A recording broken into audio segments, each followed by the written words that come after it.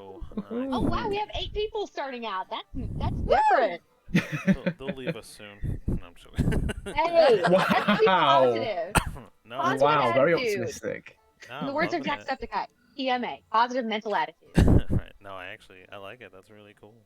Also, in the words of Jacksepticeye, God fucking damn it. Also, in the words of No, Jacksepticeye, I'm a pigeon. Go fuck yourself.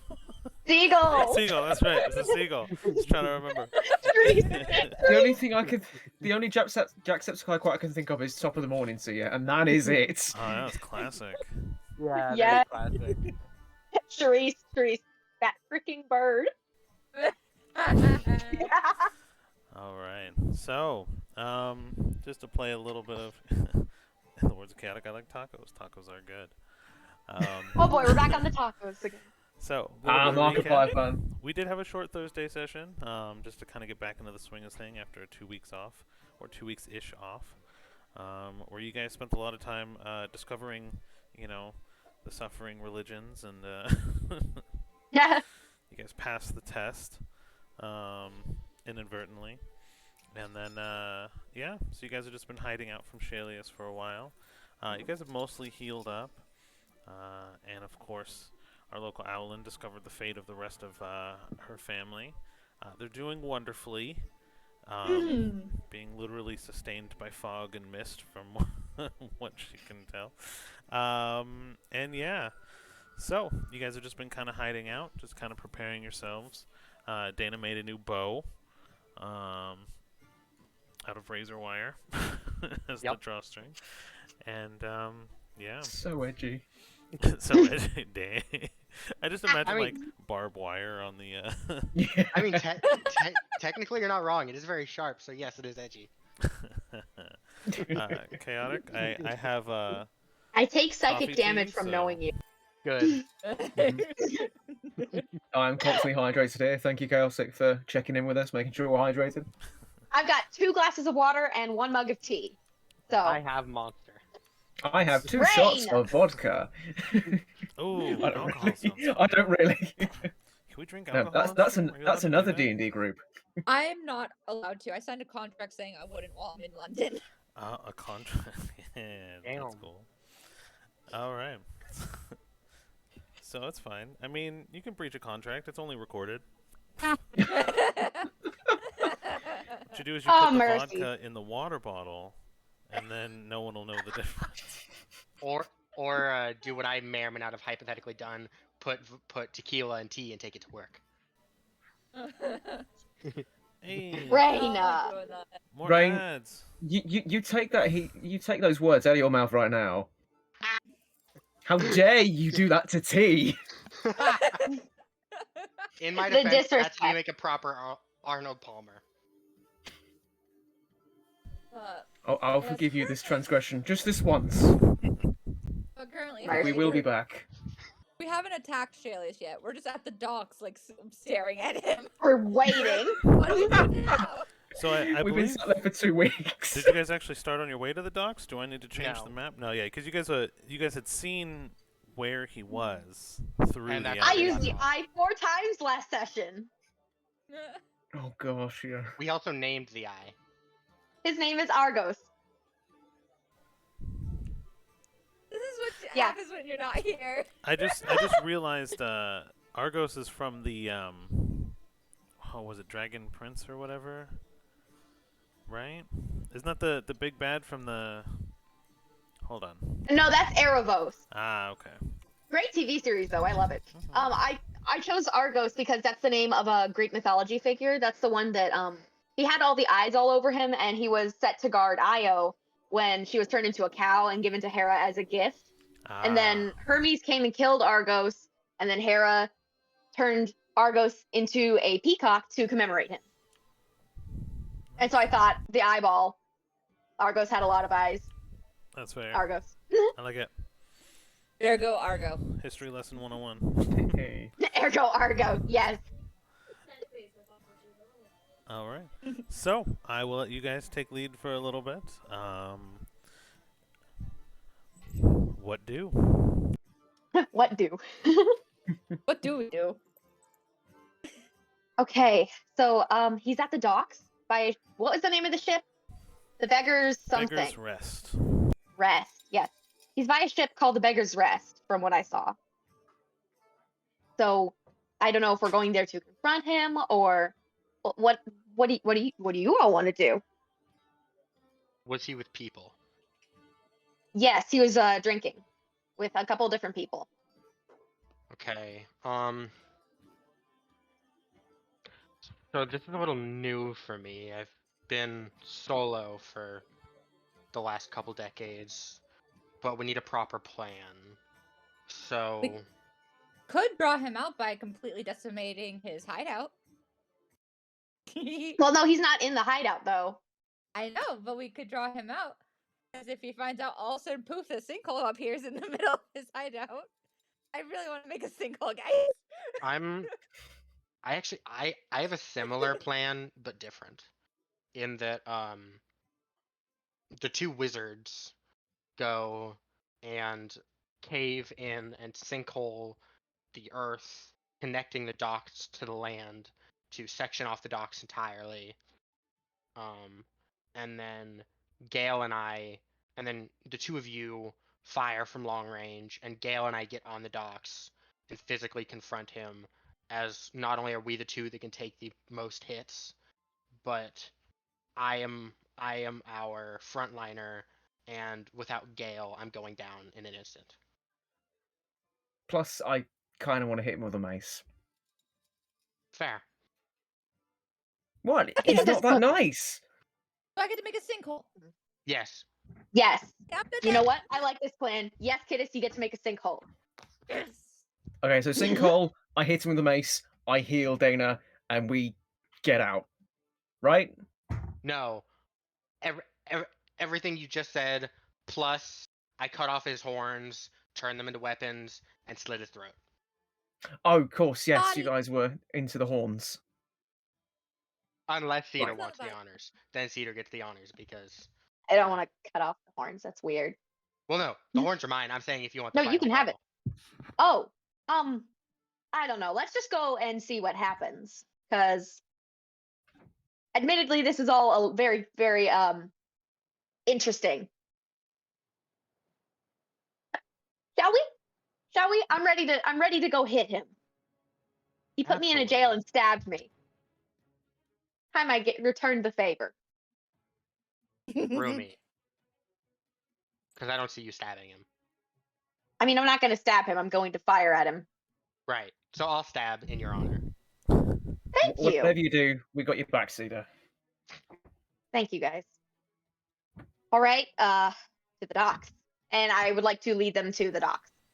Okay. You make your way through the night. There's a couple of standard patrols kind of through the city, kind of keeping curfew, making sure there's no riffraff. You see the stumblers of drunkards kind of stumbling home. As the night kind of takes over, you guys spent a lot of time inside the temple. It was brighter there than on the outside for sure. And as you guys make your way to the north part of the city and the docks, you notice that there are less and less people out. More and more people are inside. In fact, when they do tend to notice you walking through the streets, most people begin closing their shutters or, basically making effort to avoid you in most cases. So you make your way through the docks mostly unhindered. And in the distance you hear the clanking of tankards and laughing and what sounds to be a little bit of festivities overall. And Cedar, without missing a beat, you hear the laughter of the voice, and it just sends a chill down your spine and through your skin and feathers. He's there, just having a grand old time, while you were suffering, rotting in a prison with a wound that he inflicted. Alright, so where do you guys want the sinkhole? Okay, so Kittis, Wait. you and I. We need to get him alone. How? These Mm. people don't need to be hurt. Right, no collateral. I don't want any collateral on this. Hmm. Hmm. I could fire a warning shot with my bow, but that might make them raise arms rather than run. And also, the thing is that this sinkhole may take a little bit. True. Or do you guys have to Yeah. prepare for that, or? Well, we just need like 10 minutes. We just need like 10 minutes, and I think if we both do it, would we be able to cut it down to 5 minutes? It would I don't think probably. this whole spell's Yeah, it would. Okay, I was With the amount of time it would a take. girl can hope. Yeah, it would probably take. Usually it would probably take about an hour to cause that type of devastation with the spell, because it would be like the full ritual. Because you're talking about cordoning off like a large section of land. But I will say that if you guys do it together, it will probably be maybe closer to like 15. You guys coordinate. And I figured what it would do is it would probably section off this section of, like, say, of dock, right? So the edge of the battle map will be at the bottom here, where the rift would probably be, and it could probably surround it. Did you guys want to scout out the area at all, or what would you guys? That's like something to do? I'm absolutely gonna do. Yeah, I'm up for that. work. Yep, that's what I was thinking. Yes. Oh, Um, Harry, one of the things you missed is Philo and Cork had a little WWE wrestling match Oh no! because Philo wanted to cuddle with Cedar while she slept, and Cork was keeping watch over Cedar, and so Philo suplexed Cork. and then Cork full body grabbed Philo and dropped him from the ceiling. And Okay, then that Philo makes knocked me Cork even more out. sad that I missed the last session. Anyway, I wanted to see a So- little fluffy guy getting wrestling. Oh, don't worry, there's gonna be a round 2. you want so? How about Cedar and I get the spell ready and Cork goes out. I'm Yeah. alright with this. All right. And So, okay, but going back to the how are we making sure there's no collateral? There's no way to figure out there's no collateral, like not unless we want Well- to try to separate them after the sinkhole. Sinkhole True. will take too much time. True. The only problem is if we are to do anything to like draw the others away from Shalius, that will have us lose our element of surprise, which is, Yes. trust me, something we want. I have a question for you, Cedar. Okay, go ahead. How strong is Shalius's pride?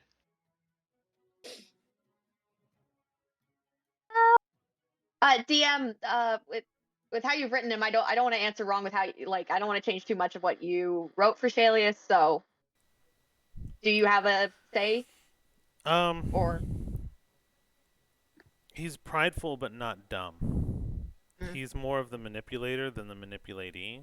I mean, there can Ah. be a contest to roll off if there's a communication bout, but goading him when he would feel he had the upper hand would probably be pretty difficult. he is prideful, but he's clever. While I'm smarter, he's clever.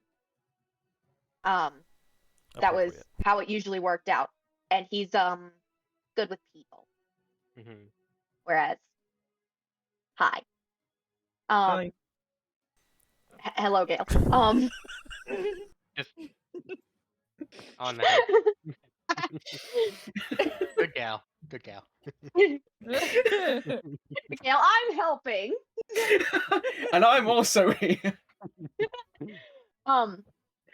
He probably won't fall for a simple like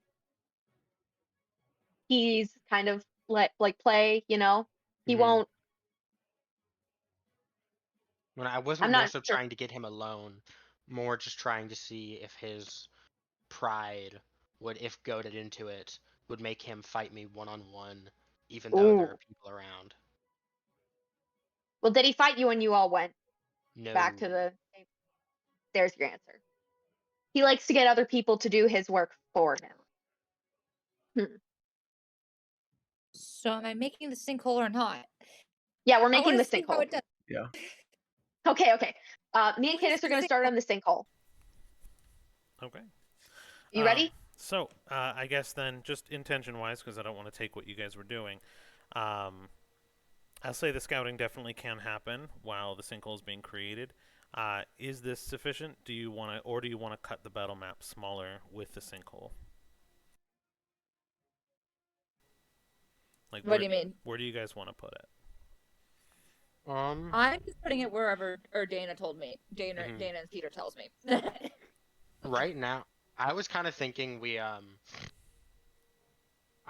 I was initially thinking was we have it cut off at the beginnings of the house closest to my left and closest to my right, if you see what I mean. Um, So it's just that little chunk. you should Like, actually be able to put markers down if you yeah, want. I'm gonna put down a. So like general like shape. this.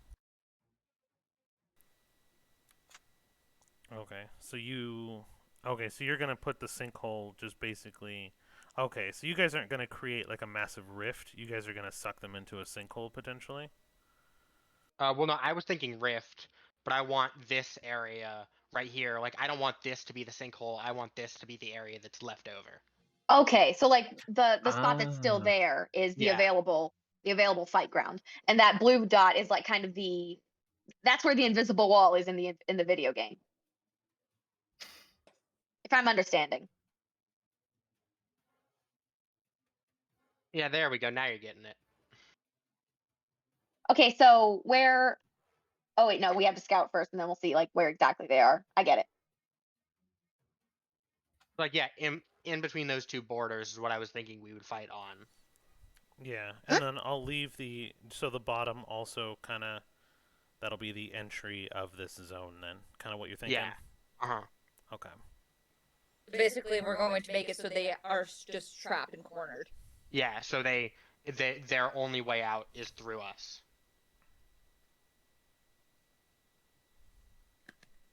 Sinkhole. Okay. All right, you Can I ready, just say, Candace? before we do anything else, while this has all been going on, Gale reaches down onto his robes, tears off a small piece of fabric, and casts aid on all three of you guys. And as he does so, you just see three sort of small little blue orbs fly into each of you. Oh.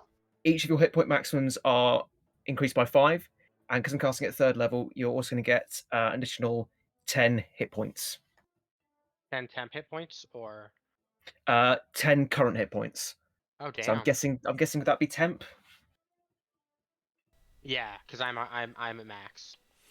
Yeah, and Cedar, just for story's sake, I'll say that you guys waited around while your wounds healed for a short rest, so you could have taken your Oh. hit dice to recover your life if you wanted to. Oh, I thought I already did from the long rest that we took. So you long Well, rest no, but and then then- use the eye. Yeah. Oh you, yeah, So but then Gale healed me. yeah, most of the way, and then And confusion. no, it's, No, his Yeah, his- I think it his was like healing got it 15. full. yeah. Yeah, it got me full again. Okay, Yeah. perfect. We're good then. Then Gale, you're at full spell Oh. slots. Yes. Well, minus the one I just cast. Minus one you just cast. Cool. Oh, that's As it is, so I just say, Oh wait, for luck. so do we get 15 extra hit points or just the 5? Well, I'm casting aid at third level, so that would be 10 10 extra hit Uh, points. me. Extra hit points. Okay. Yeah. Thank you. And then it's also an extra, I think there's an extra 5 AC. Let me just double check that. No, sorry, that's hit point maximum, not AC. Sorry. So yeah, hit point maximum, current hit points increased by 10. Perfect. So I'm Dang! okay. Thank you. Yeah. All Third right. level Thank you. cleric spells. Hell yeah.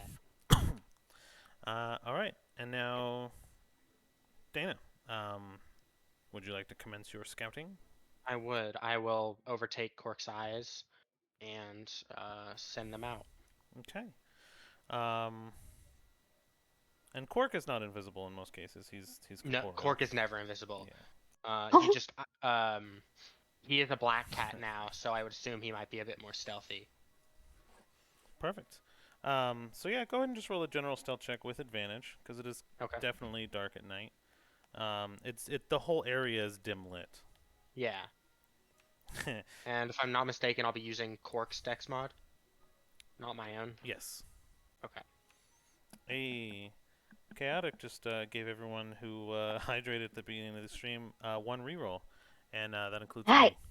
me. So that's an Thanks, 18 Chaotic. for Oh Cork. dear. Thanks, Chaotic. So you said 18? Yes. You get a pretty good general map out of the area as far as people goes.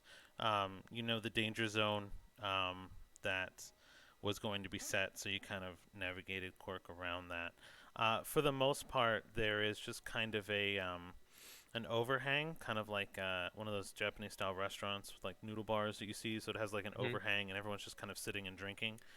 So for the most part, what you can see, did we have a token for Shalias? Hold on. Thought we did. Did I lose it? I might have lost it. I don't think so because so far he hasn't been in a fight. That's You know, fair. All right, so we'll just Oh, use some yeah. temporary ones till we find some better ones as time goes on. grab random purple tiefling. Or wait, I did send that picture back. I can, if you can use pictures, I can send you one real quick from the little thing I made.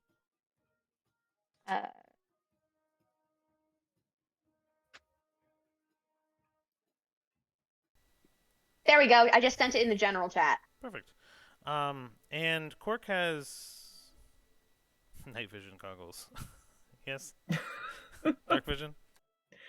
Yes, Cork does. Just a cat with like gigantic goggles. Dana That'd be like adorable. Dana like zooms in, and you just hear that humming of like the battery pack up powered up on like the video game sound. Like, Yes, it's That- like when you put a GoPro on an animal. That actually just gave me the best idea. Oh dear. A mini steam pack on Cork's back to act as a thruster. Now he can go even faster. Go! Gotta go fast. What was that line from the Sonic thing? Like, I'd say it was a medical thing, but I don't think that the doctors will take. I don't think the police will take "gotta go fast" as a medical condition. I was gonna make a joke then and say the line from that Sonic movie, "My name's Dr. Michael Morbius," and just make all the Morbius jokes. Oh gosh, it's Morbin time.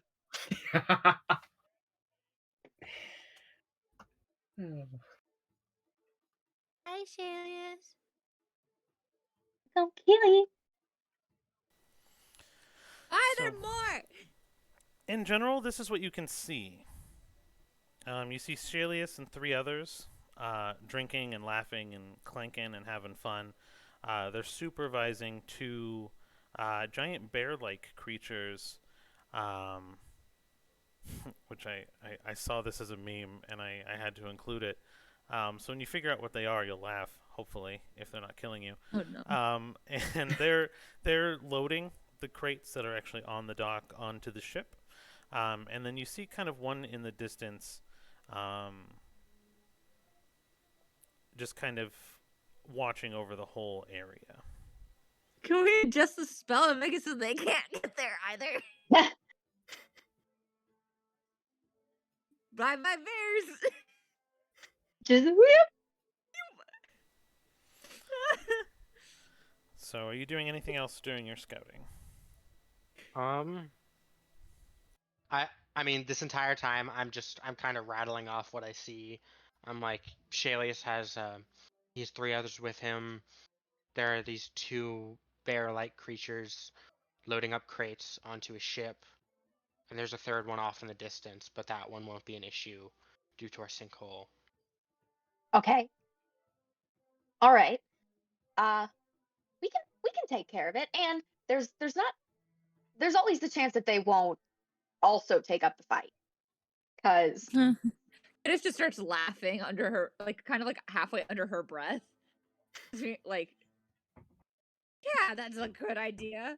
I'm not saying we bank on it. I'm just saying there's always a chance that they'll choose the cowardly route. I mean, he does seem like a massive coward. It's been proven. Sorry, that was really snarky of me. No, it's deserved in this case, in my opinion. But Hmm. I'm fine. Go I'm ahead. not normally rude, but this guy deserves it. And then Dana, go ahead and roll a perception check. for one thing. For me or Quark? Quark. Okay. Because I'm assuming you're doing your normal invisibility detection thing that you always ask. Yes, I am. Philo should suplex Shalius. 18. You can't make out what it is, Mm-hmm. but you know it's not visible. But you see a small white light on Shalius' shoulder. Okay. I'm just gonna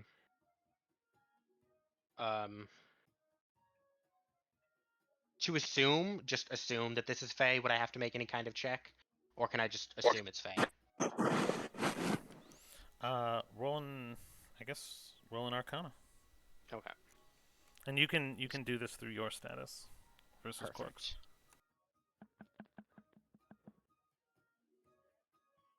Perfect. 16. You can assume it's definitely some form of magic creature, just being able to become invisible. Since you can't really make out exactly what it is, the size and shape is just very. It's difficult to know exactly what it is. You know it's not a soul. It does seem to have an articulated body, but you can't tell exactly. Okay. I'm just gonna, in like a hushed tone, I'm basically gonna say, there's something on Shaylee's shoulder, his right shoulder to be exact. It's like a white ball of light, but it's small. I would assume it's Fae, but I can't say for certain. That's weird. Either way, it's probably not good. Yeah, and it doesn't make sense either, because Shalius, from what I gathered from conversation, the shipping he's doing are blue charges. So why would he be aligned with a Fae then in that case? I don't think he is. I mean, he tried to pretend he was another I don't know, aligned with purple. His blood looked different, but that was apparently a trick. Surprise, but also curious how. But that's besides the point. Are we sure it's Fae? Because if it's white, wouldn't it be white stuff like magic then? Technically, yeah. If it's Fae and it's a little ball of white light, then it would be white. She is the one It who dropped worries us in me. Nexus. I mean, she is the one who dropped us here. But she seemed really nice. Unless this is part of her plan somehow? I hope not. I don't know, I just got a sense that a lot of what we do is predetermined.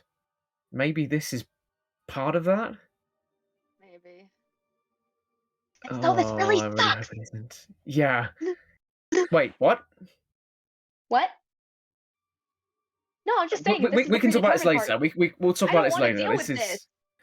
You think I wanted to come back to Nexus and deal with that mess? Kind of gestures towards the area she thinks Shalius is in.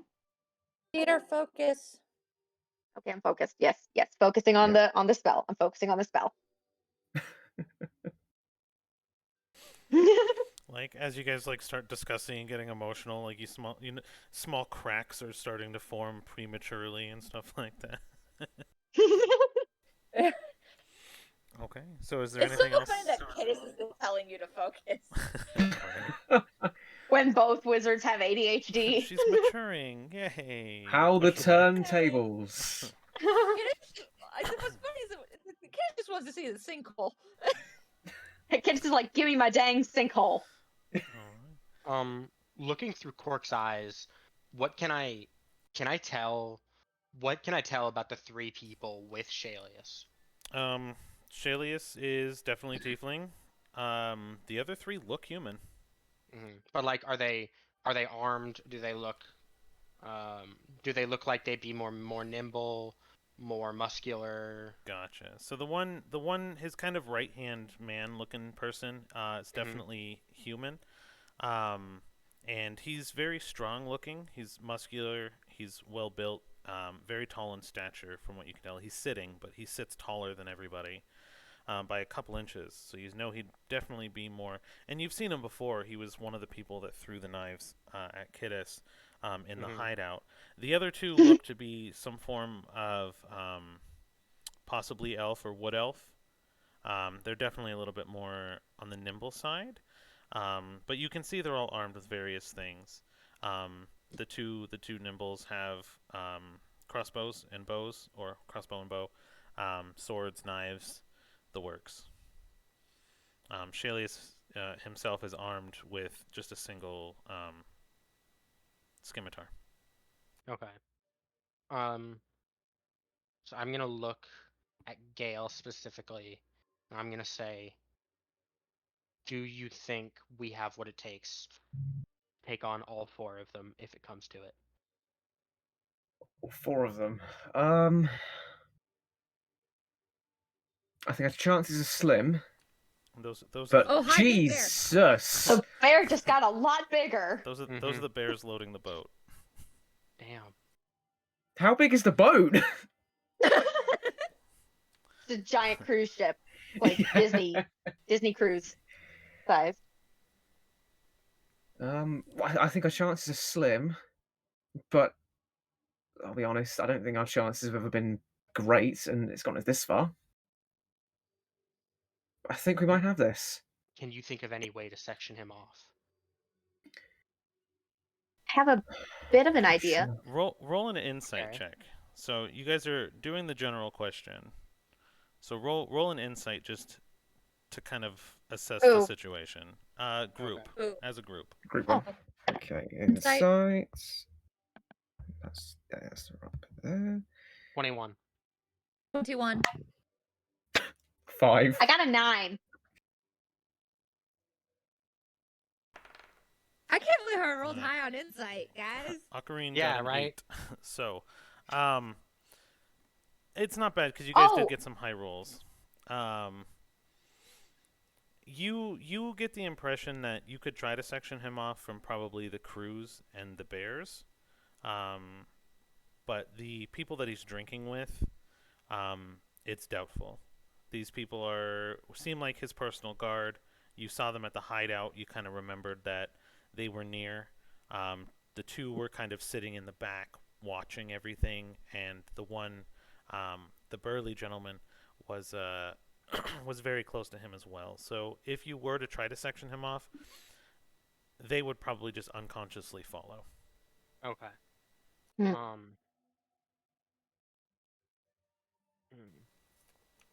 So Did Chaotic just call dibs on one of my buff NPCs?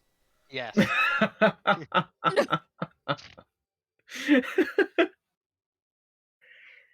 And all right, so how do you think it's safe to take them on so close to these bear creatures, or do we try and get them farther away? I think we try and get them farther away. Also, they Wait, were armed does with that swords, mean we have right? to move the No sinkhole and crossbows. start No. over? No, the sinkhole's still good.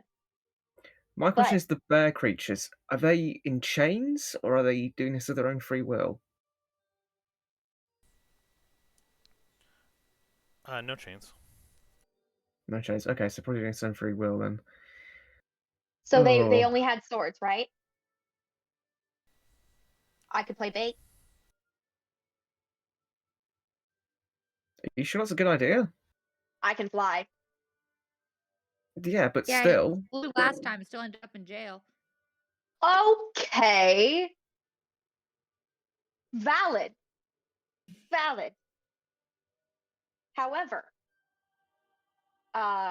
However, there were those big mech things, and that's kind of, I got like 3 cannons shot at me point blank. It's great. And what if they have spears? Yeah, this is Shalius's turf. I don't like the idea of True. you just going in on your own. What if Oh, that I meant happens just again? like, yeah. I meant like kind of like a flyby kind of, but it was just an idea, but I don't have to, obviously.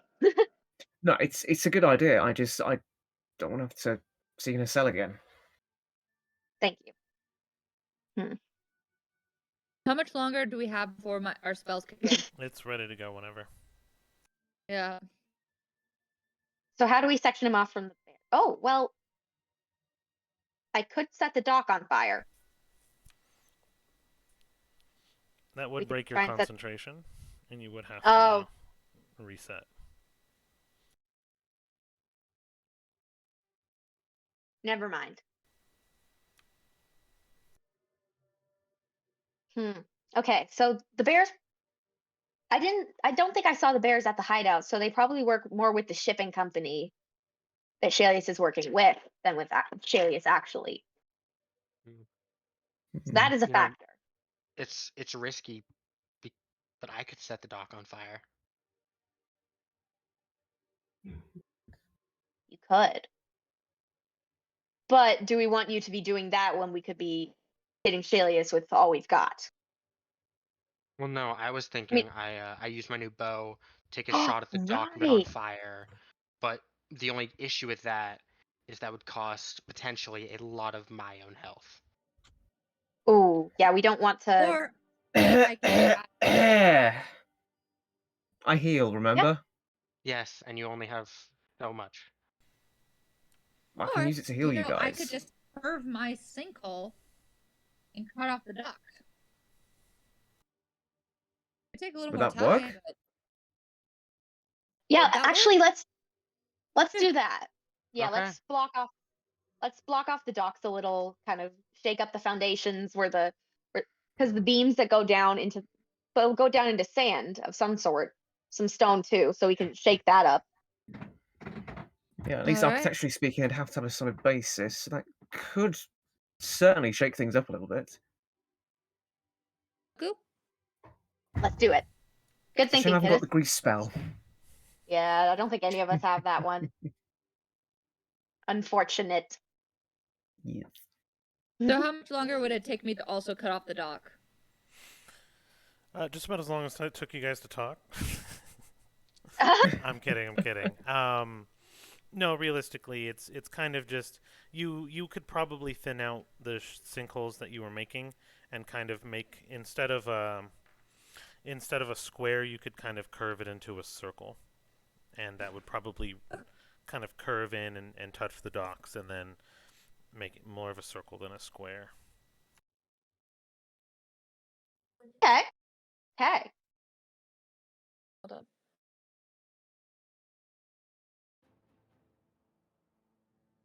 Okay, so I'm guessing that might be the plan then. Think so. Yeah. So it'd be kind of like that. Okay. We decimated them all. They're all dead now. I wish. We walk away They victorious. fell into Tartarus. Just expressway to Tartarus. So do you guys fire off the spell?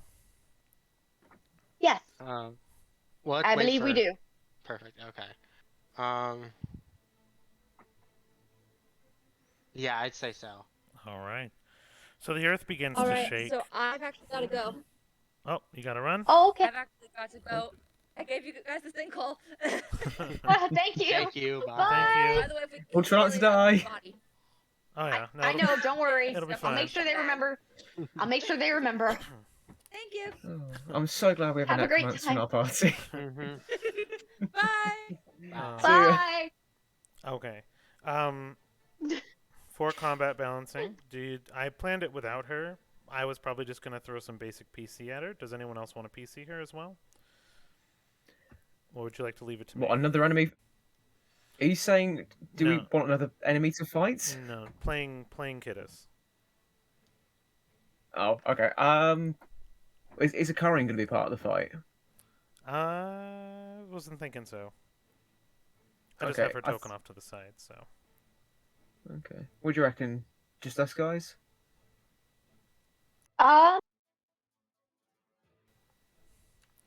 3 against 4. Probably. I'll do it. I'll PC her for a little bit. I'm not going to do Okay. anything major crazy. I'll just assist where I can. I'll add her to the rotation at the very least. Yes, Alright, that sounds sounds good. good to me. Okay, cool. All right. Considering she wanted Boone, it's the least we can do.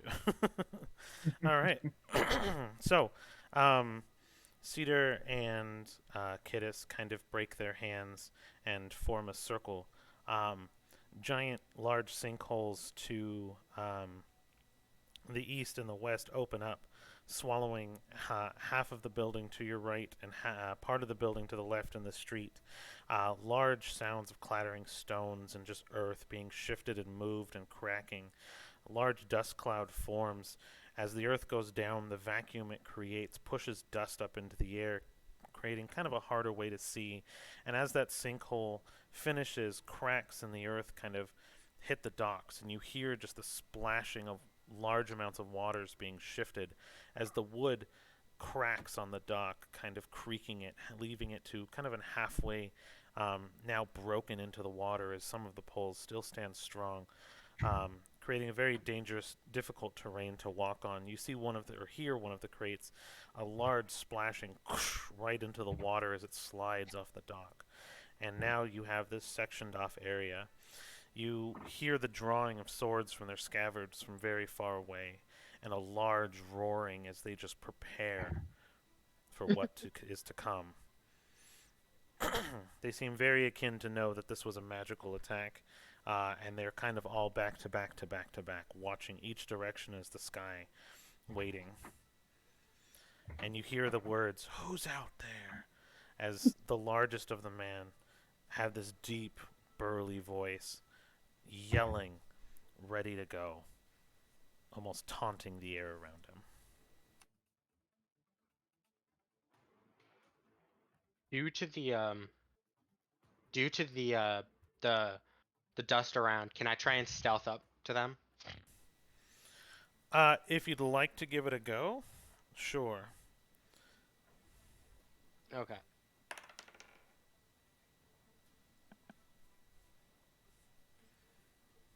$15. Oddly enough, the two people that would actually have a really good perception completely missed you.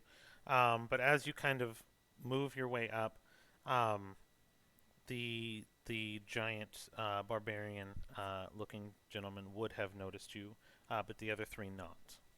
Okay. You can move, but he's kind of he can't see you directly, but he's tracking your movements just in the shaping and ebb and flow of the dust not settling naturally that your body would create.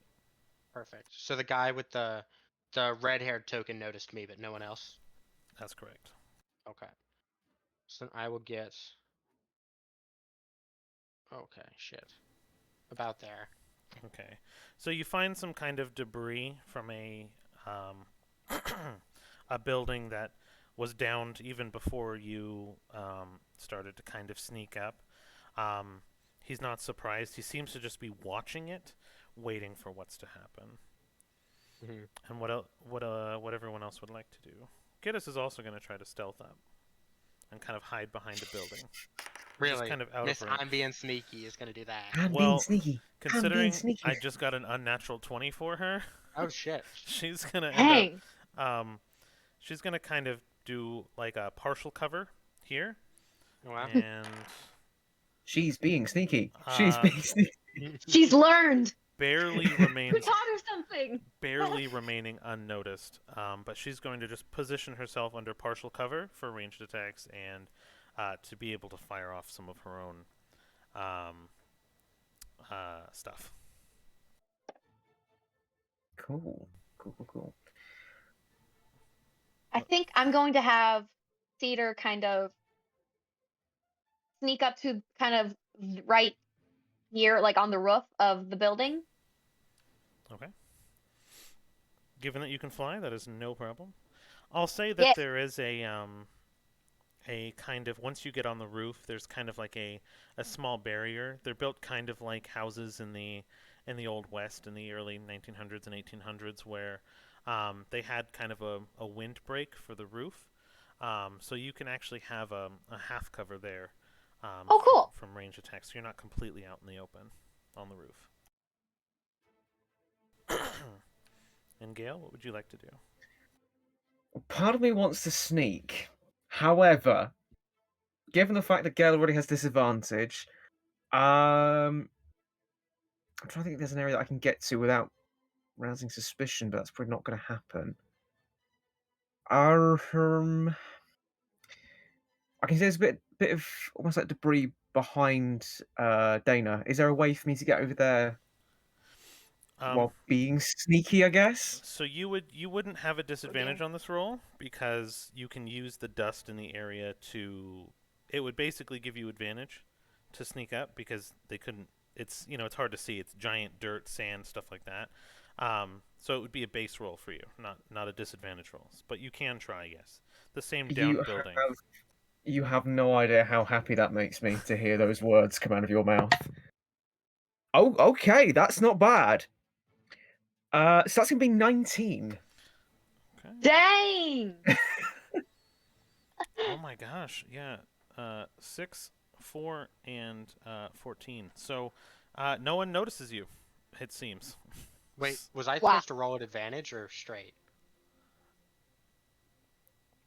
So I thought you did roll with advantage. Okay. Do you want to re-roll for the one who noticed you? Because Sure. he still got a really stupid roll. It was an unnatural 20. So Okay. You guys get advantage on this? Yeah, 'cause we don't have disadvantage. Fine, I We guess I are- don't need we are- glitter behind or have plate armor. I'm just That's remember even the worse. So. okay. video I sent you with the dude going down the ladder, the helmet hitting every rung. And to answer Chaotic's question, no, I did not I did not actually give out any more chaotic items, just in case you wanted to pop in one of these days. We've actually played kind of sparingly. We missed about a week and a half, 2 weeks of play, so we're kind of getting back into it now. So maybe one will be a shootout soon. Who knows? Spoiler alert. But okay, so now we kind of moved into position, and they're kind of just being readied for battle. That's how they kind of took their early combat round. So let's go ahead and roll for initiative. All right. First roll with the new dice. 13 for me. I've got a 10. Let me check. What do I add again for the wait? 4. No, I can do this. Oh, 4. Okay. 16.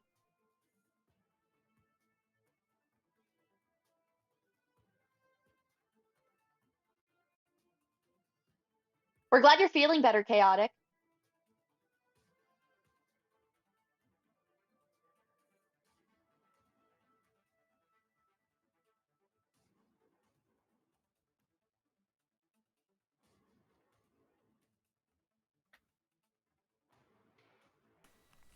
Sorry, just getting everything set because I have like a bunch of dice here. No worries. Not to worry. It's always good to hear when the DM has a bunch of dice. Mm-hmm.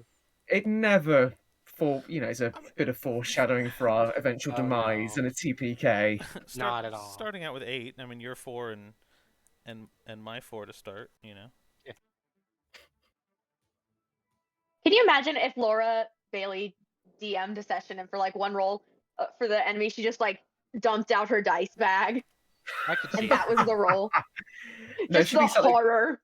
She'd be sat there going, which dice set do I use for each individual enemy? Yeah. Yes.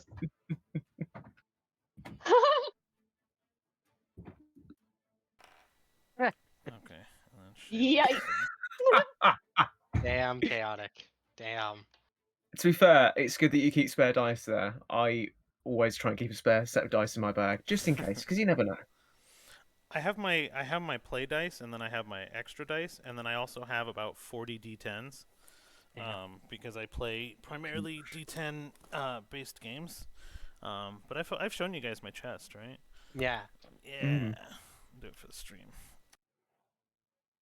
It's a dice chest, guys, before anybody said anything. God damn it, It's Harry. so cool. Hooray! And yeah, so those are my spares, and then I have my play dice are next to me. So give out dice as our party favors as our wedding. Yo, that's a good idea. I might do that is that. great. That's cool. Right now we're passing out. I 3D printed a bunch of White Lotus tokens, and that's actually going to be our wedding gift to people. We've already gotten them in the bag, and we painted them and stuff like that. Aww. Wow. So That's cool.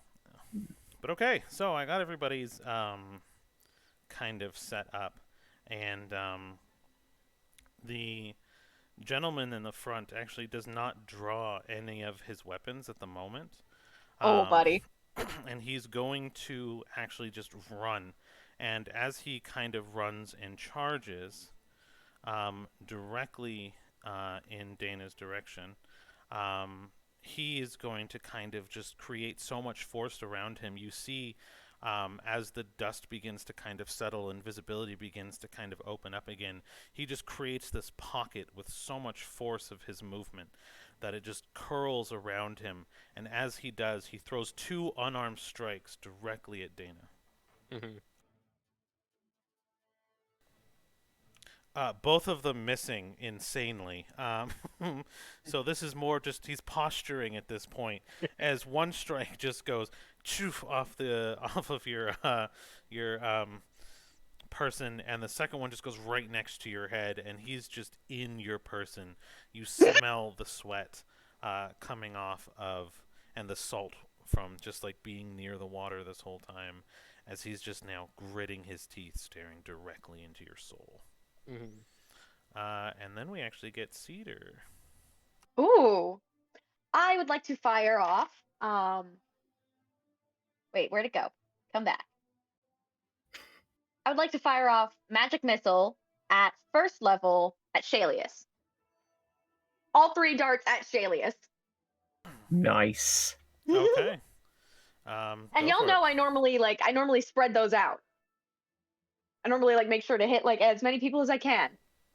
But they're all going at him. Mm-hmm. Where is He dies tonight. it? Yeah, it's fine.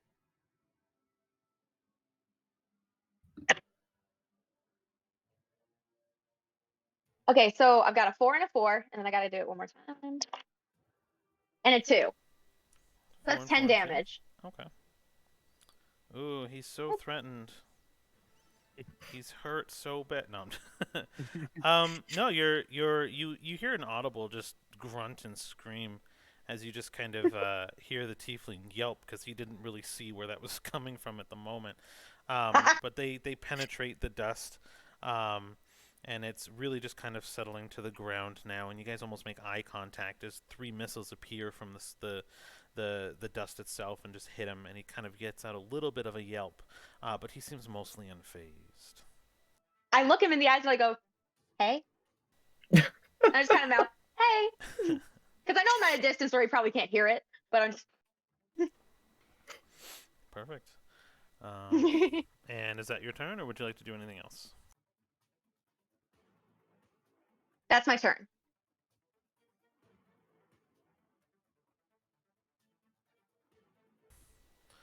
All right. So that'll bring me to Kittis. So I'll just do a first level. So she's gonna see that Dana's under attack. And we'll do ray, I guess, of ray of sickness, because that's always fun. Range spell against target on hit, 2d8 poison damage.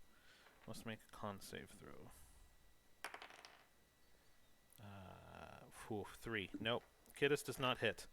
I will give her a reroll. I'll say she hydrated. Okay, that was better. 18. So that does hit. 2d8 poison. Oh wow, good. 11 damage, and he has to make a con save, which I don't even bother to roll this, but I need to. Yeah, he saves. Okay. So big burly man. So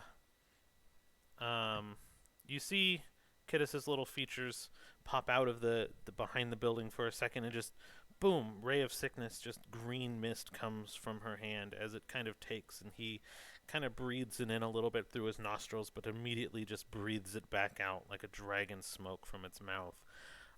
As the poison doesn't take, but you can tell by the twinging of his eyes, it just burned and stung. So then that'll put us at Shalius now. Uh-oh. Let me just mark his damage. Shalius actually kind of, he's going to hunker down for the most part, but he is going to fire off a hand crossbow bolt, because it's the only thing I have him with range with. He's just going to quick draw it up and just pop a shot off at Cedar. Which is dumb because you're under partial cover, but who cares? Let's make the roll. Actually, 18 plus 2, 2. What's your AC? Her AC is 18 with partial cover. With partial cover, yeah, that's what I was wondering. No, that wasn't actually an unnatural 20, so you are going to take 8 damage as this crossbow bolt clips you right through the wing. You're like, nah, nah, nah, nah, nah, and then there's the bolt just foof right through the wing, through and through, causing a searing Oh, pain. little. You punk! But that is going to be... And then he's actually going to try to cower partially behind the little booth that they were drinking at. He's going to snatch a drink, take a drink, and then hide behind it a little bit for cover. And that'll bring us to Dana. Okay. So Dana's gonna stare this barbarian in the eyes, kind of twirl around her left fiery sword, and she's gonna drag it down her right arm as she activates her Blood Curse of Bloated Agony. Nice. All right. And then I'm gonna have Cork take the help action, and I'm gonna make 2 swings against the barbarian. Okay. Go ahead and roll him.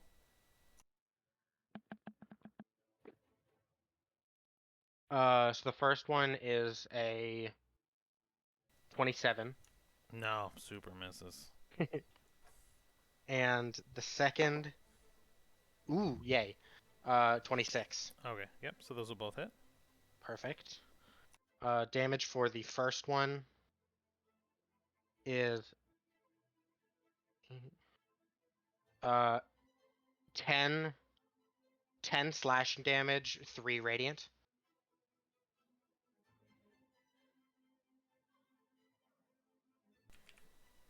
Cool. And for the second strike, it is 8 slashing, 2 radiant.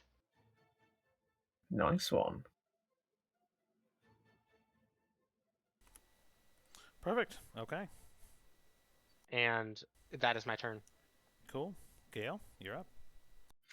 Okay. So, Shalice is under partial cover now, right? Yeah. So my dice rolls, I do not like that one bit. So what I'm going to do instead is I'm going to try and assist Dana. I'm going to shoot off. I'm just going to shoot off a quick guiding bolt at the barbarian that's currently engaged with her. Okay. So it's going to be a +6. Wait, I'm going to use my reroll for hydration Ooh, because okay. thank you, chaotic. Ooh, That's good better. stuff. That's better. That's going to be a 17 to hit. Just Hits. Yes. Okay, and I'm casting it at. Chaotic. We are not worthy. That's going to be 5d6 worth of damage. Come on, roll better on the rest of the rolls. Come on. Okay, that's better. That's better. That's 11. That's going to be 14 points of. I think it's Radiant.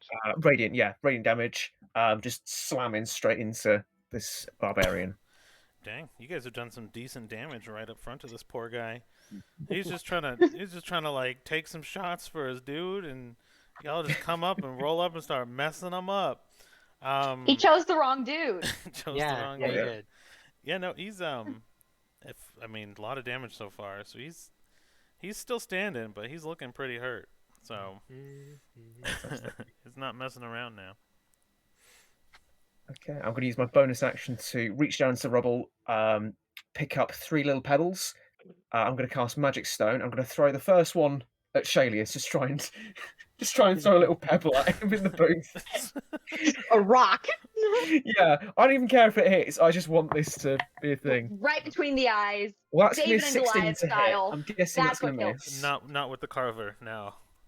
That's Yeah. fine.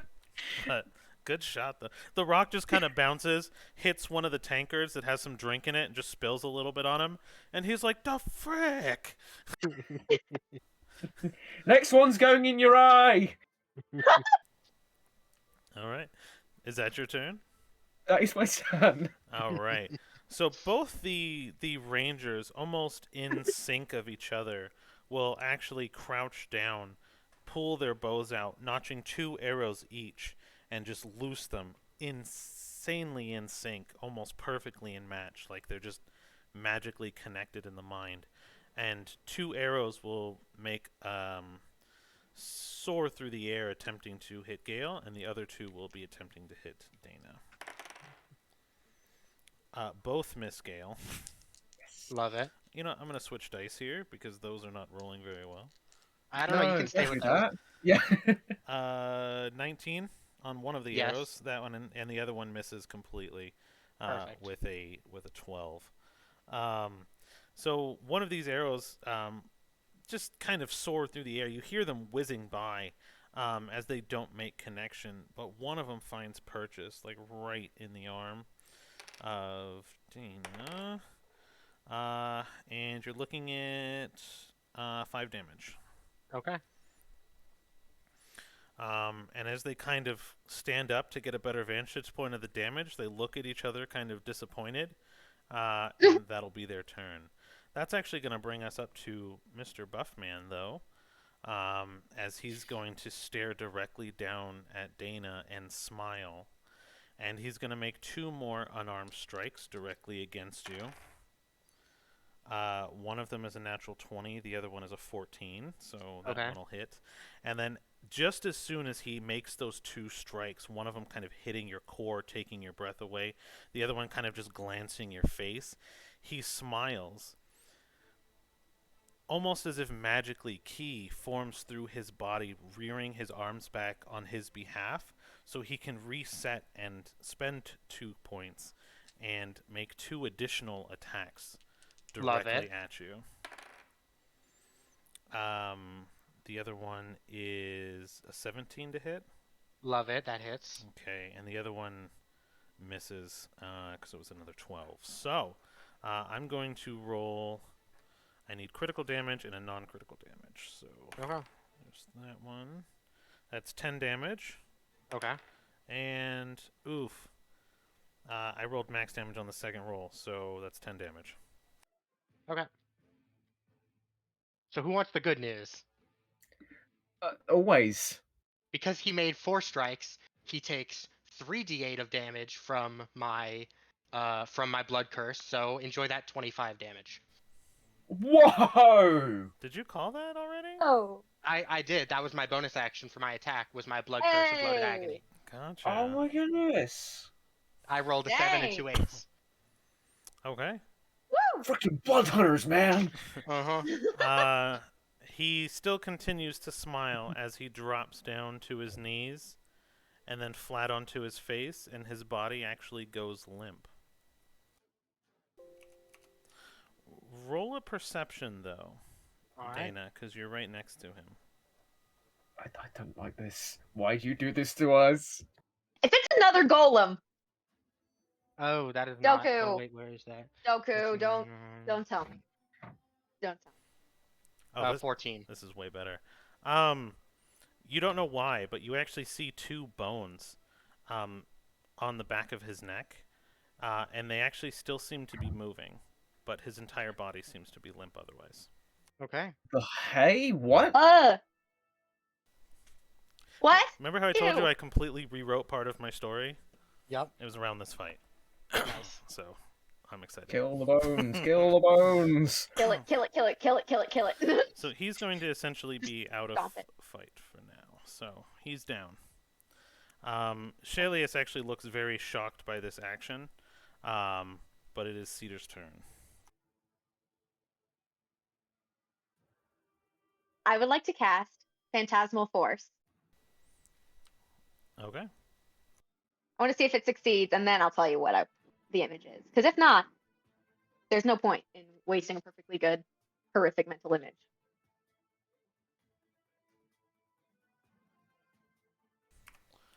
So let me just roll that. I literally feel adrenaline in my veins right now. This is the first time I've gotten to use Phantasmal Force. Yeah, I'm just looking at the spell here. You craft an illusion that takes root in the mind of a creature within range. Target must make an intelligence saving throw on a failed save. Got it. Okay, so who are you going for? Shalius, I'm assuming? Shalius. Surprise, surprise. Okay, so it's a wisdom saving throw, or an intelligence saving throw against Intelligence. What? Against what? Wait, I had it. Give me just a sec. 15. 15. Oh, it's good. He does. He does save. I'm really sad because I really didn't want him to. All right, then I'll save that mental image for later. Okay. Prize tool that'll help us later. Yeah, he's okay. Okay. Oh wait, I haven't used my reroll yet. I would like to use my reroll now. So you want him to re-roll his save off of your roll? Is that what you're asking? Okay. All right. I'll allow it. Thank you. Thank you, Chaotic. That really was a surprise. So we'll help us later. So in the serendipity of everything, he no longer saves. Yes. Yes. All right. I've had this cooking for a while, actually. What I want him to see is right behind him. What appears is a younger version of Cedar, exactly as old as she was when they first met. However, this version of Cedar has all the wounds that you would typically see on an image of Lumater. And it looks up and it says, "You did this to me." And it rushes forward with daggers and attacks Shalius. Alright. Let's see here. Okay. Can deal 1d6 psychic damage to the target. If it's in, yeah, okay. Yeah. I'm both extremely happy and terrified right now. Harry, only Cedar and Shalius can see this. No, I'm talking about me as a player. Oh yeah, okay. That only got 2 off on him. However, I'm still very happy with myself. Yeah, he's like covering, and then he like turns around and just sees this image of Cedar completely beaten up, looks like bruised, black eyes just messed up, the ribbons and chains tied around the wrists as it charges him with like knives and stabs right into him, and then just kind of fades into his person as his mind just begins to melt, and he takes 2 damage. Oh my lordy. All right, is that your turn? Yes, that is my turn. All right, so that'll bring us up to Kittis then, really quick. And let's see.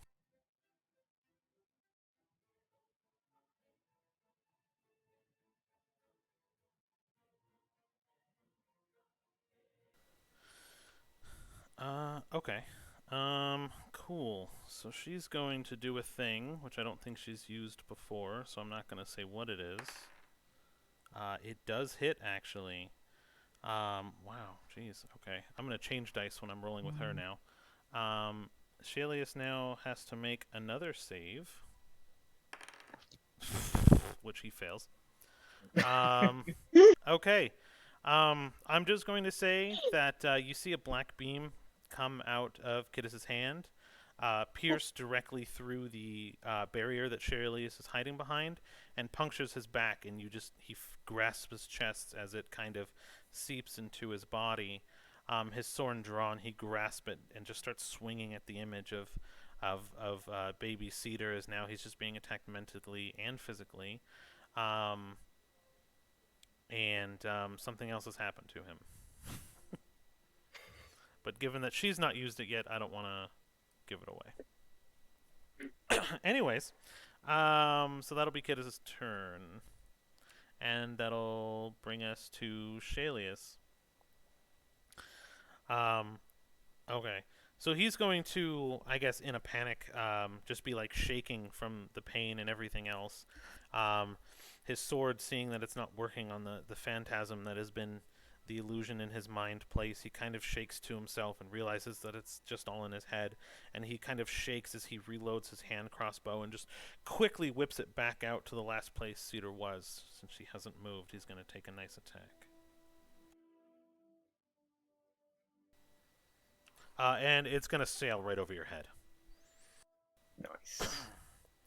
And that'll bring us to Dana. All right.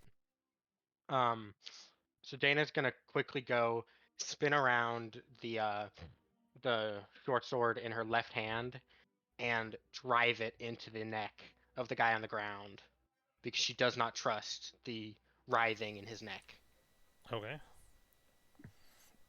I mean, take your attack with advantage. I mean, he's downed. He's out. You're not going to miss, really. 26. Oh, yeah. So, you pierce I guess your flaming right sword, I guess, right into the back of his neck. Mhm. Your sword, you pierce it, and it actually feels like it hits bone.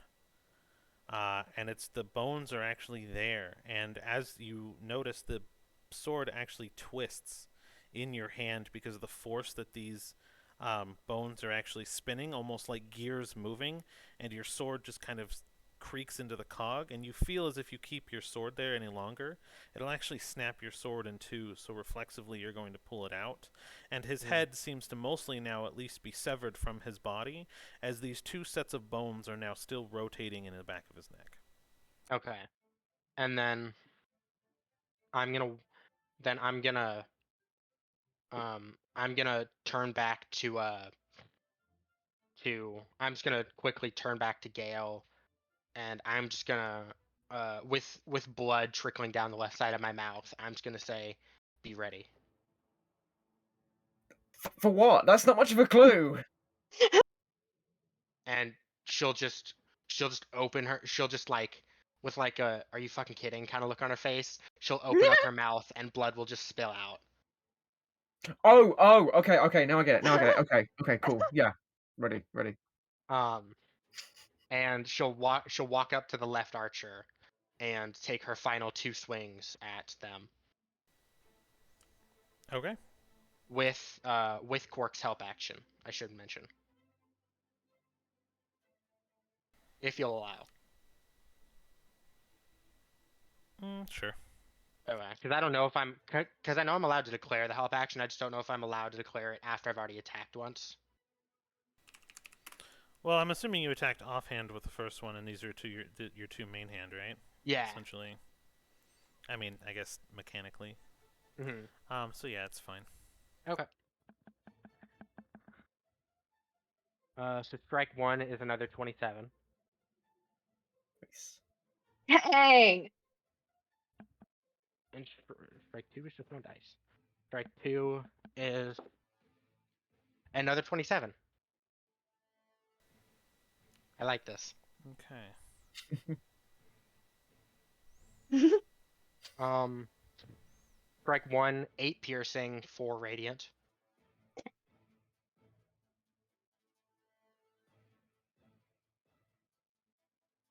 Sorry, that's 6 radiant, 8 piercing. Okay. And strike two is cocked. Ouch. Strike two is 11 piercing, 1 radiant. Okay. Sounds good. And that is my turn.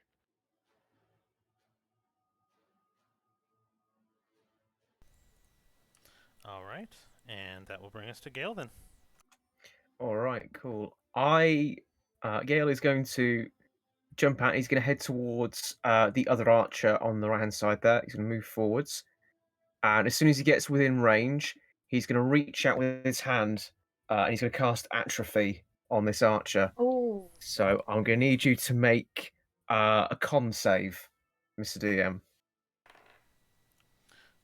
Uh, 2 Please plus fail. 2 equals 4.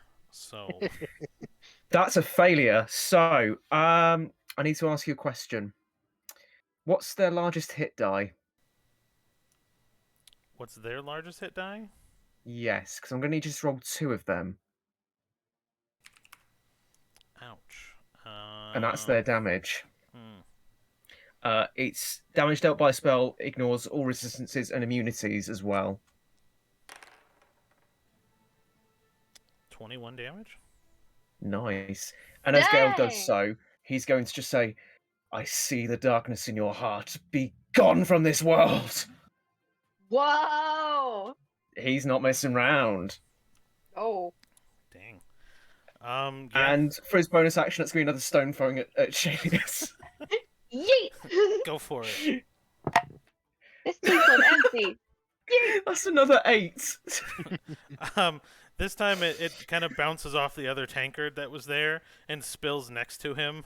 And he's just like, this is a waste of good alcohol. And that's my turn. Alright. Banish darkness. So, this will bring us to our 2 rangers' turns now at this point. And again, in sync, what they do is they kind of nod to each other as they drop their bows. And in single strikes, they bring their swords up against you and then sliced against you. And their motion's still completely in sync as they've been together what feels like forever. And they're just going to make two simple attacks at both of you. Okay.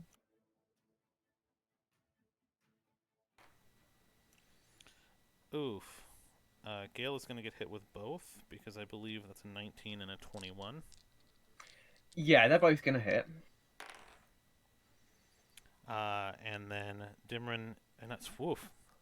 What did I do there? Sorry, random. When Dimron get involved. When did Dimron get here? Dimron just takes psychic damage from across the ocean, like, oh, those idiots are up to something. Dimron's like sitting there drinking, perfecting some ale with her brother, just like they clink each other. I was like, what was sneezes? No. Okay, so we'll be hit with one, 16 on the other. Okay. Does that hit? No, it does not. I didn't think so. Okay. You could have used your old dice, I'm just saying. So Gale is going to. Did you have any resistances because of the plate armor?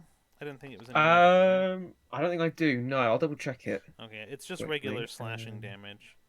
But that's going to be 12 damage to you. Oof, and 8 damage to Dana. Okay. Okay, so I'll take 12 damage. That's fine. So these slashes kind of find like twinks and curls in your armor. One of them, Gale, kind of hits you just in the cheek across the face, and then the other kind of in the armpit, right where the armor's weakest. And Dana, yours, they kind of go in right across the chest, but your armor absorbs the blow, but then it kind of spins it around and digs and chunks kind of into the shoulder at the neck, clinking off just like a bit of flesh near your collarbone, as they just kind of silently are still attacking you. Okay. And that'll bring us up to Cedar. Oh, okay.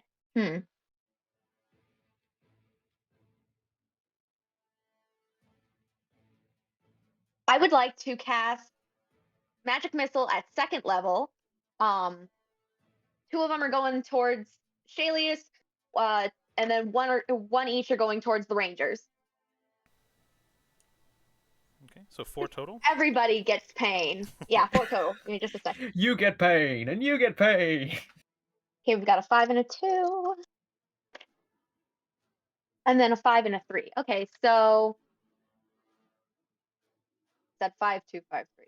Okay, a 5 goes to each of the Rangers, and then the 2 and the 3 go to Shalius.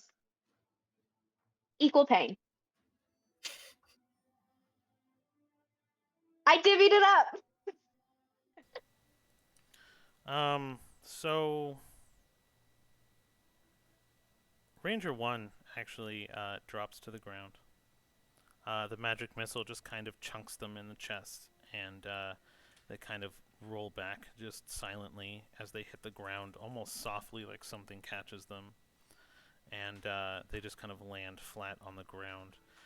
The other ranger takes the hit, but is still standing and just shocked that their partner just kind of went down. And Shalius now stands up completely from behind the cover, looking ready for battle. Did those bears get closer Yes. through the gap? It was difficult terrain, but Okay. they kind of just move forward, because the dock is still half standing, so it's kind of difficult terrain. Okay. They're not involved in combat. There's no initiative roll on them, but they have weapons drawn, and they're just kind of watching. Okay. Just wanted to make sure that we were on the same page there. Mm-hmm. For the record, they're also barbarians. Yeah. Oh. Yes! They're not barbarians, barbarians. Barbarian. And That's good, and I hate how good that is. Mhm. And let's see here. So that'll bring us to Kittis then, right? Yeah. What's Kittis gonna do? She's been doing a lot. Let's make her do a cantrip, probably, right?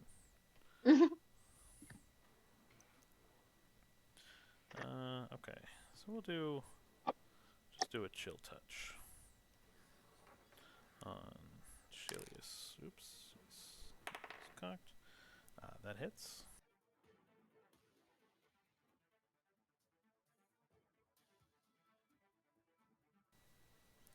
All right, so she's gonna do just a chilling grasp, as like a cold hand shoots through the air and partially grabs Shalius around the neck, like choking him, still trying to add to the whole psychological horror of the fight. And she's actually damn it. Hits him for 8 damage. Why am I getting good rolls on you guys? Okay. And that'll actually bring us to Shalius' turn. Where he's actually going to kind of look at his right shoulder. And start talking to himself. And you're going to audibly hear the words, "Come on, this is your job, help me out here." It's going to do a performance, and a really good performance roll. But that is actually going to be his turn, his action, his movement. He kind of backs up right to the edge of the water.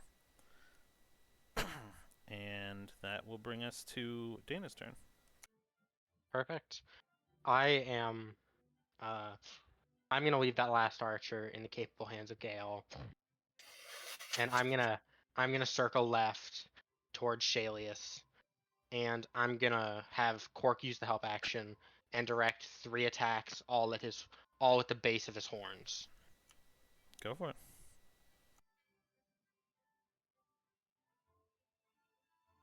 Strike 1 is a 23. Yep. Strike 2 is a 23, and strike 3 is a 17. All 3? Perfect. And so I should have actually said the words non-lethal, but these are meant to be non-lethal. Just take off the horns. Mm-hmm.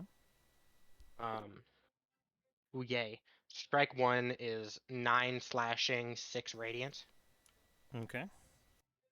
Strike 2 is 10 slashing, 2 radiant. Okay. Strike 3 is 6 slashing, 5 radiant.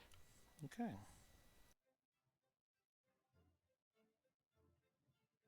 And I'm just gonna look down at him, cowering next to a flipped over table, and I just spit blood in his face. So as you do that, you're taking these glancing blows directly at the horns, and you really just are hitting the head completely. He doesn't really have much protection aside from the horns. As one of them actually pops off and hits the docks on the ground at your feet, he then falls, what looks like lifeless, backwards into the ocean water behind. Can I try and grab him by the collar and stop him from falling in? You took movement. Action and bonus action. No, you have nothing Okay. left to try. Yeah, if you had a bonus action, maybe, but since you kind of you spent it. Yeah. And so now there is just the one ranger left, and it's Gale's turn. Okay. So, Gale's going to take the hit, look up and go, big mistake, my friend. He's going to pick up his mace and cast Inflict Wounds and just thwack him with it. Okay. So that's going to be a 19 to hit. Yeah, roll your damage. All right, that's going to be 3d10s. Bear with me just 1 second here. Oh, those are good rolls. Okay, so that's going to be 18 points of damage as you guys just see these sort of blue thorns sort of grow out of the mace, and as he smacks the ranger, they just shatter upon impact. Ooh. Cool. As if he had no will really left to fight, seeing his partner die. He submits to the attacks and just kind of bows his head down silently as your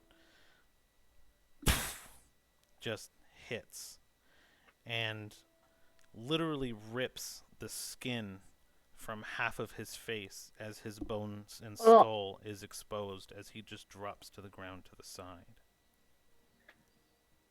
Oh, did I just murder somebody? And then something happens. Okay. The area falls almost unpleasantly silent. The bear is just standing. The only thing, or excuse me, the barbarian's just standing watching. You can really only hear their breath as they're just kind of awestruck and just kind of watching. They kind of smile and shake their heads down as they take another breath, and again, it's so unnaturally, eerily quiet. That's all you can hear. As Shalius's body rises from the water, but not as you knew him before. As you turn around, you see the skeletal forms of the rangers, just nothing but bone and blood, fall out of the skin almost as if they were zippered off like puppets and take a stance. Ew. The large barbarian's bones in his neck reattaches the head completely as what looks to be like bone horns grow out of the back of his head, and two wolves now spawn at his side almost magically. As all four get to their feet and begin standing and laughing. And Shalius says, "You thought this fight was over." Oh, come on! Bonus action magic stone. And As a reaction, no. let me just go ahead and pull. So that's gonna hit. I'm guessing with a 23.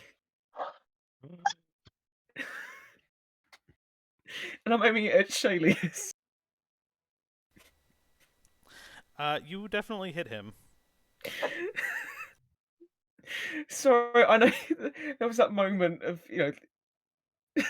just rock. Okay, that's gonna be 6 points of You thought this fight was bludgeoning over? damage. Oh. It's just a pebble just smacks him in the face.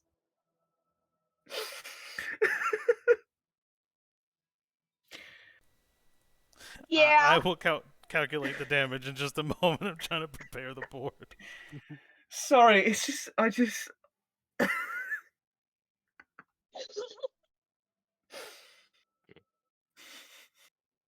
No. Shit. No.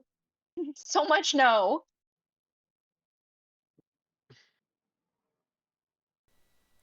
My map. Okay. Ooh, I placed it right back where it was. Sick.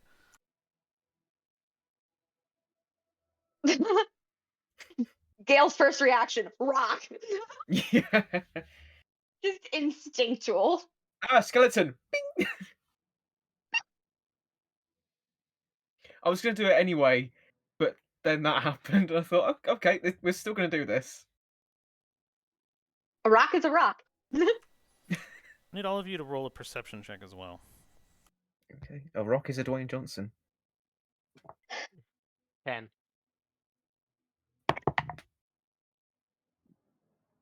9. Give me just a sec. Sorry. 16.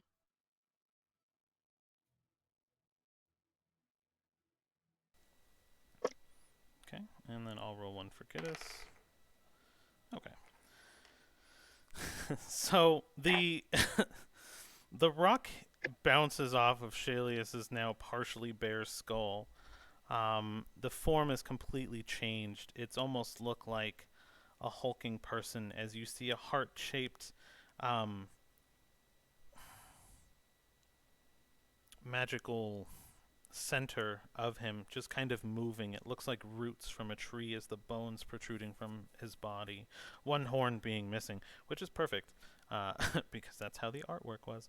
And it kind of just thunks off his head, and you hear a hollow just thunk as the bone reflects the shot, and it just drops into the ocean water behind him, and he just kind of smiles and scares at Gale. The two chittering bone skeletons kind of come. Dana is close enough to actually feel the frost coming from one of them as the other one starts to just beginning swinging its arms wildly, and the giant, tall, hulking barbarian stands up, and the two wolves now standing beside him as they all look ready to fight again. I didn't get this far playing by the rules. And Shalius's voice and demeanor changes as just a cold shiver penetrates through all of your bodies, and your skin just kind of shimmers with anticipation of the fight. And Cedar sees one thing, just for a flash, as everyone was staring at the rock. It almost changed the light and form. And Cedar definitely sees a glimpse of just something small. And I'm sure she'll tell you all about it later anyway, so I might as well just share it publicly. Oh.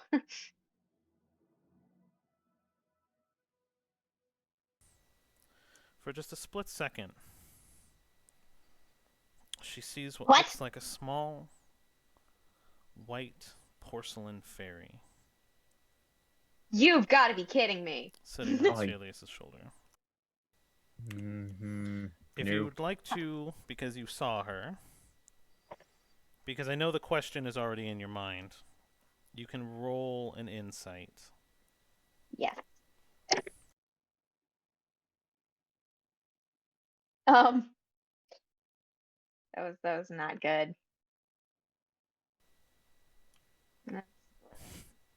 That was a 6.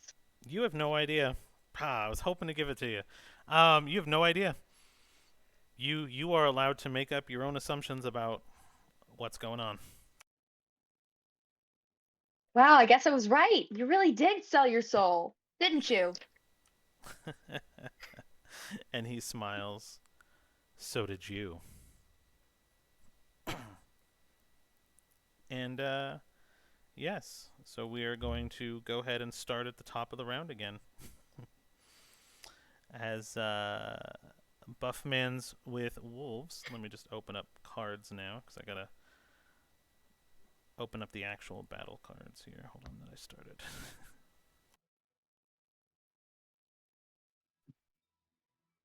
While you're doing that, I'm going to frantically scroll through all my very powerful stuff and see what I can do to bring down this massive thing.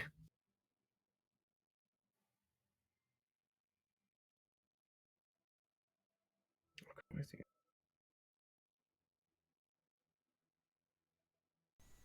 You ever try to open 4 images at once in your Yep. your computer's just like, nah, I'm good. Okay, so you're just there.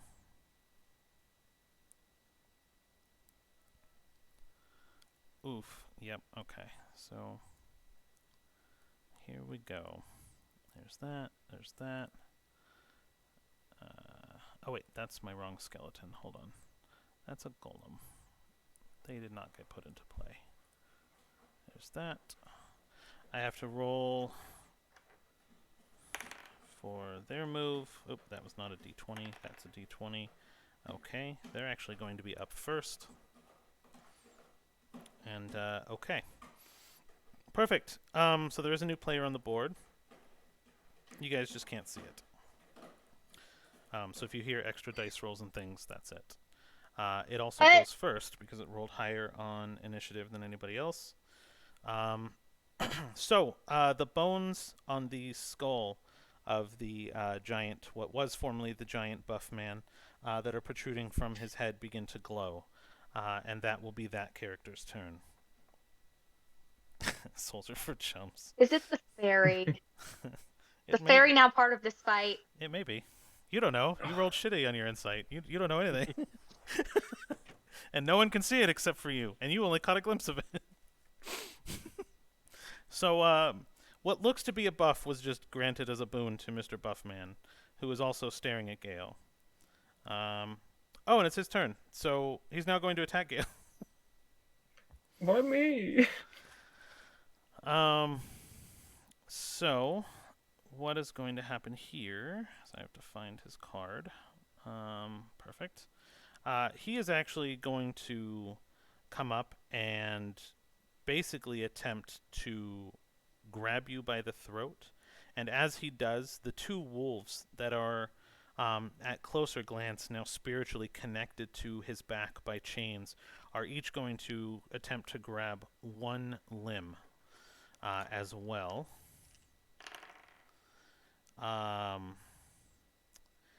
And the only one that will hit, most likely, in their attack roll is one of the wolves. He tries to grab you, but you can kind of tell he's still getting used to his new body as he goes for your throat, but actually just gently caresses your cheek. Because it was a critical failure, and then it just gets like socially awkward as you're like, Gale is now uncomfortable. right? Like, why are you touching Socially me? awkward wolf. That was a solid critical one. But as you do that, you can't really get too much into the moment and lock eyes with him because a wolf is now biting your ankle. It does damage. I was going to say not much, but it rolled max damage. It's 6 damage. And your movement, should you choose to want to move, you will have to contest the wolf now attached to your leg. And Because I'm technically grappled, right? in a way, yeah. So you're grappled from the wolf. Now I'm not going to make you like, it's not going to restrain your actions because it's only got your ankle. It's just if you want to try to move, you're going to have to do a strength check. Yeah, that's cool. Being bit and caressed sounds like Chaotic!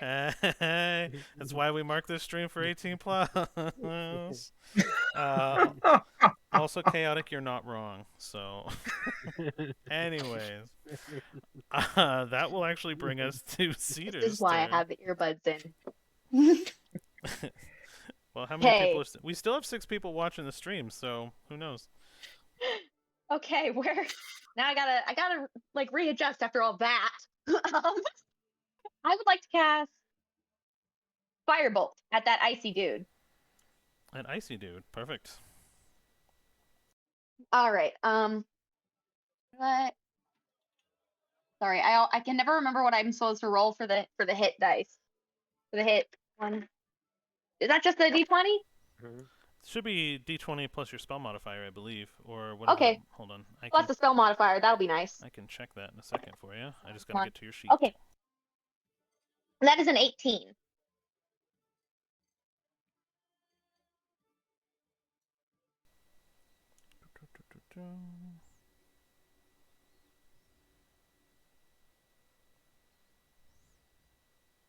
You have a +7 spell mod? Mhm. Why have I not realized that until now? What? Oh, it's because Rain helped you build this, didn't it? Didn't she? Surprise, surprise. I'm gonna have to make these encounters a little harder. No. No, don't do that. All the stat rolls Sophie did actually before I even met her. Okay. I just helped rebuild Cedar otherwise. Perfect. Yeah, Cedar was born a year before I met Rain, and then Rain helped me refine Cedar. And now I finally get to put her into action. Perfect. Range spell attack is 120 feet. It is, yeah. So you said 18. That will definitely hit. It doesn't have much in the way of armor anymore, as it shed it with its body. Nice. So Like cool. to hear. So I get to roll 2d10 of fire damage. Perfect. Nice. I got 2 zeros. What is that? That's 10s. That's 10s. Oh, I got 10s. That's really good. Sorry, I like barely use Firebolt because I'm afraid of missing. But it's 2 10s. So I just got 20 damage off on this dude. On a cantrip. That's really good. I am so happy right now. All right. So yes, you hit him, and just as soon as you hit him, steam like almost flings off of his body as pieces of his body actually feel like they're being melted away. He's still full size in stature, but it definitely hurt him. Nice. All right, and that'll bring us up to Kidus, which I will probably just do another cantrip there of Chill Touch. No, 10 misses. So Kidus misses. She's just going to still kind of hide behind cover for now. And that'll actually bring us to Shalius. Shalius will kind of laugh as they will... Yeah, they're still within range of Dana here. So they're going to do 2 things. They're going to put the combat music back on.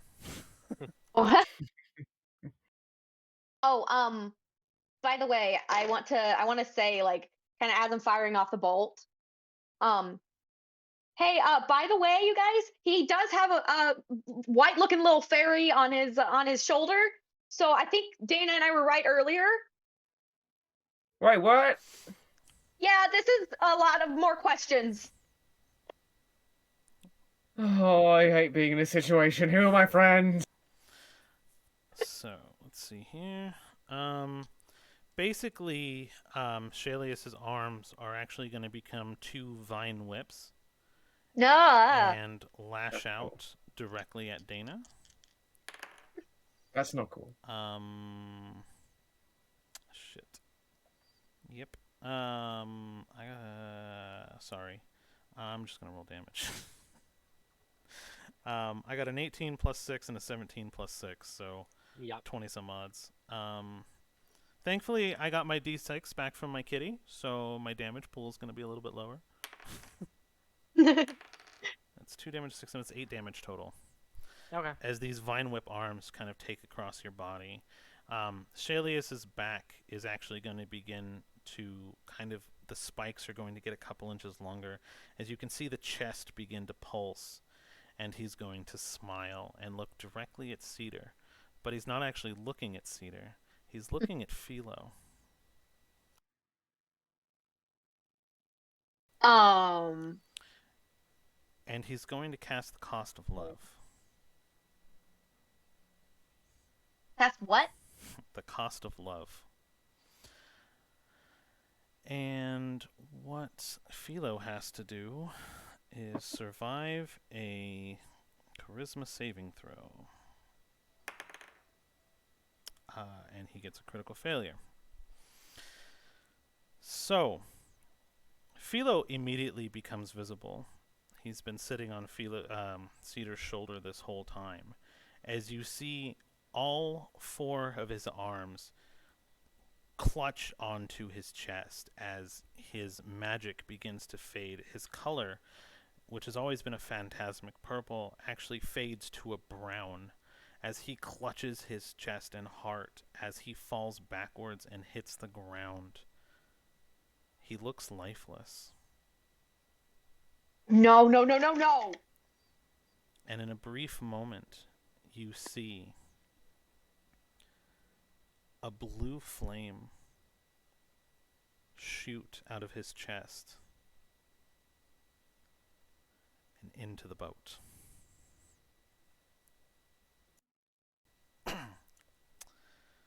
And that'll be Shalius' turn. Dana, you're up. Alright. Dana's just gonna look him up and down and go, shit, I really did not think you could get any more hideous.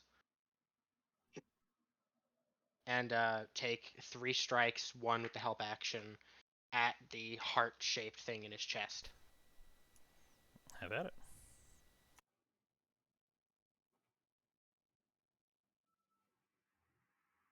Okay. A 15, which probably misses. Yes. Okay. Wait, yes, and it misses. Yes, as it misses. Okay. And then the other two, I'm gonna use my chaotic reroll. On one of them. Yep. So the other two are a 20 and a 23. Yeah, those hit. Attack 1 is 3 radiant and 11 slashing. Okay. Attack 2 is ouch. 1 radiant and 6 slashing. He looks pretty bloody overall, actually.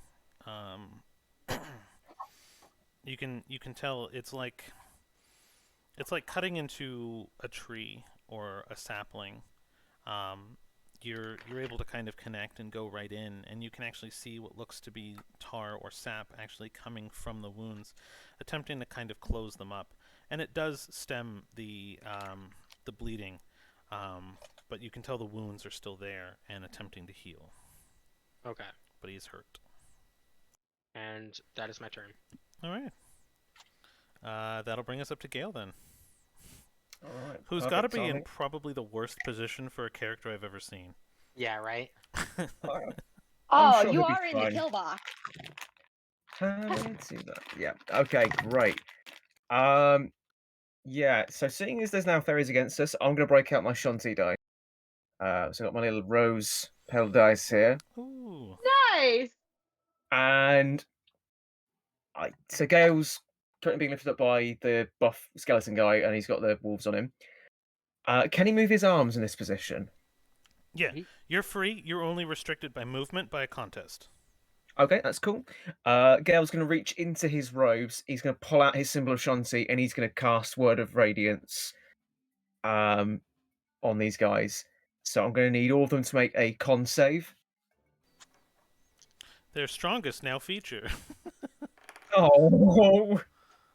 No, I'm kidding. All four, or you mean the 3 that are surrounding you? Yeah. So the wolves and the buff guy. Okay, so that's technically one character. Okie dokie. And he rolled a 6, 4 plus 2, so he definitely did not save. That is great. So that is going to be 2d6 radiant damage. Okay. Come on, Shanti. Okay, that's going to be 7 points of radiant damage as Gale's going to hold up the symbol and just say, "Release." Nice. I'm trying to see if I can do anything else for. Oh yeah, you know what? I'm going to do something as a bonus action. He's also going to cast Spirit Shroud on himself.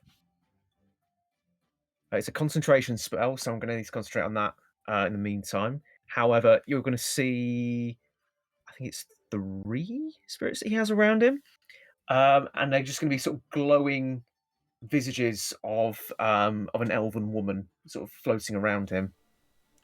Okay. So basically, any creature of my choice that I see that starts to turn within 10 feet of me has speed reduced by 10 feet until start of my next turn. Lasts for a minute. It's concentration.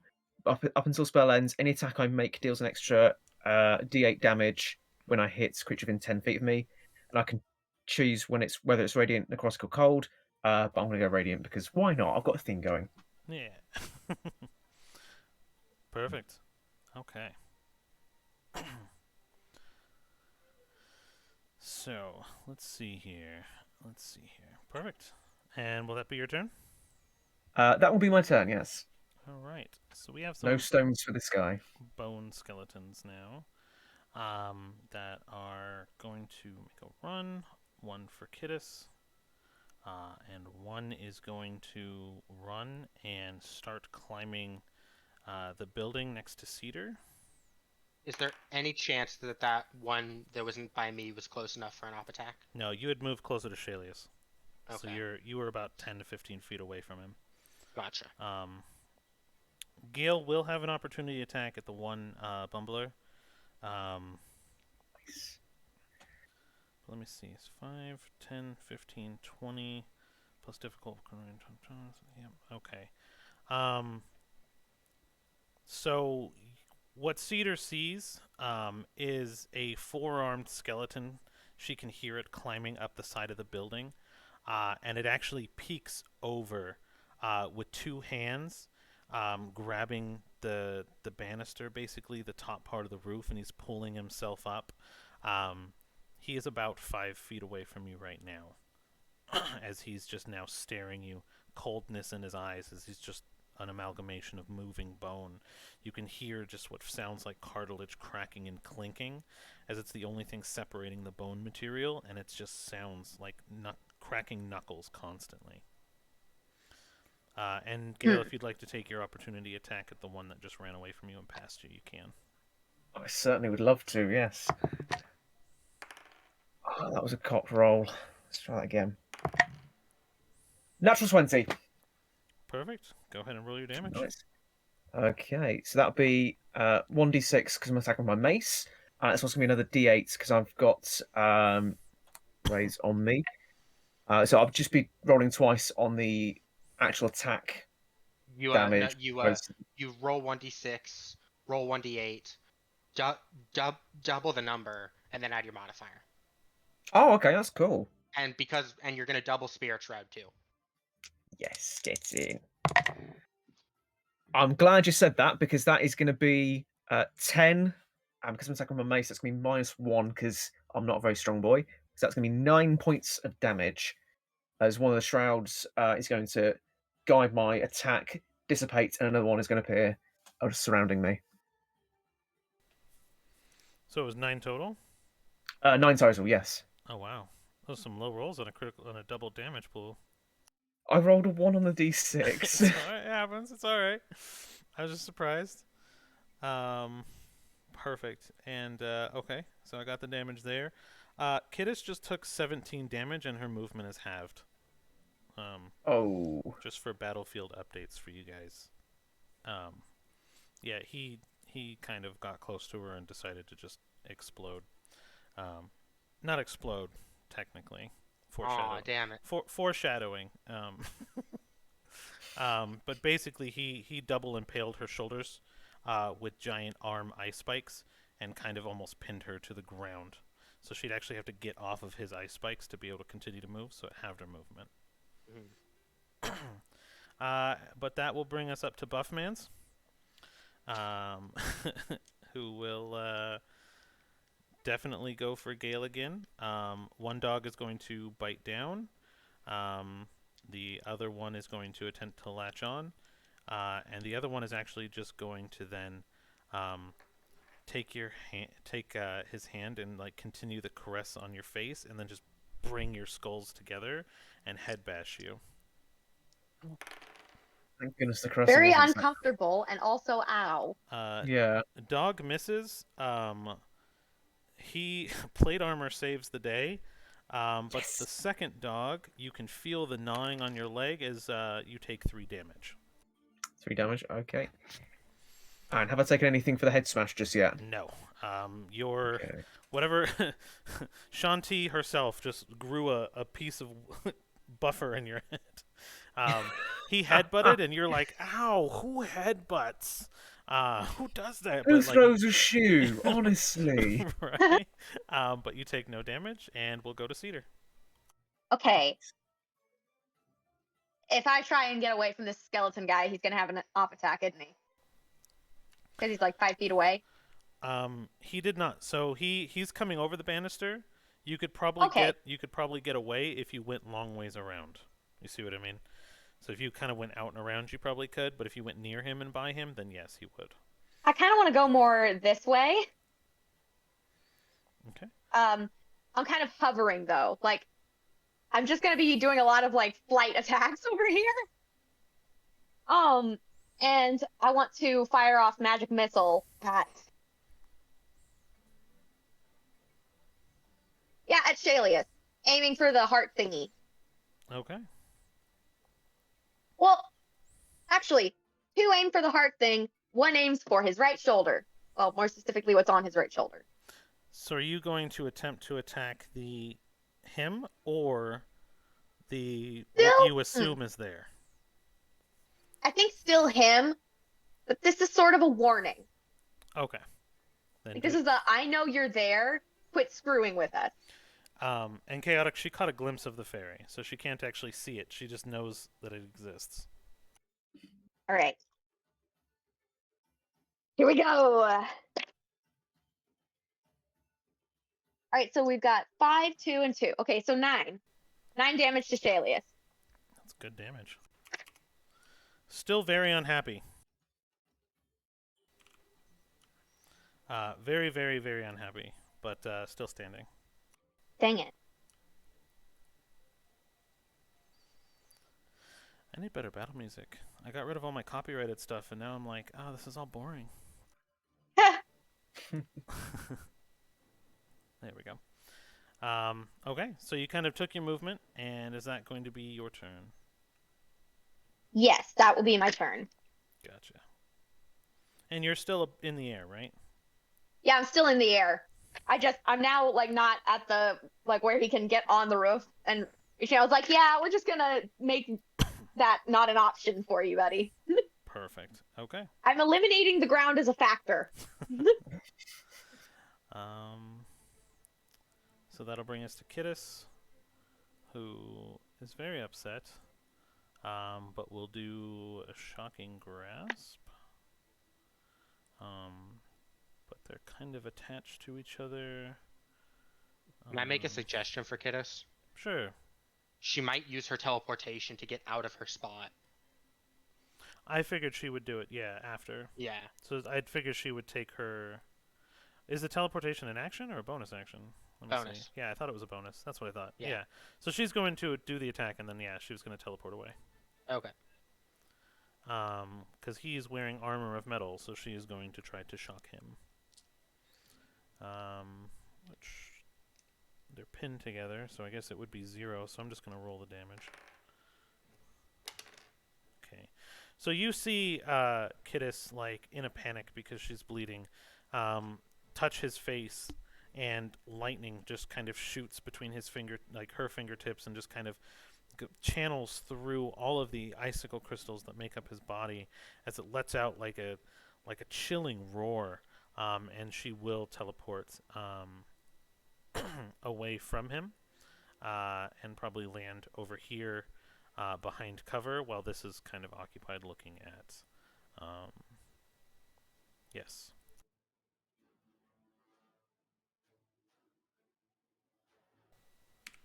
Okay, and that'll bring us to Shalius, who's still just lovely engaged with Dana. So happy. They're being friends. You do notice one thing. The single horn that remained left on Shalius's body actually begins to glow. Just like the horn on the other creature that you saw.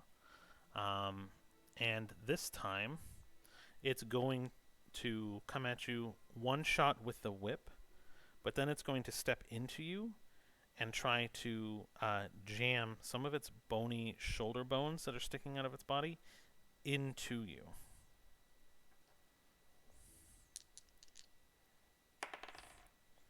The whip will miss.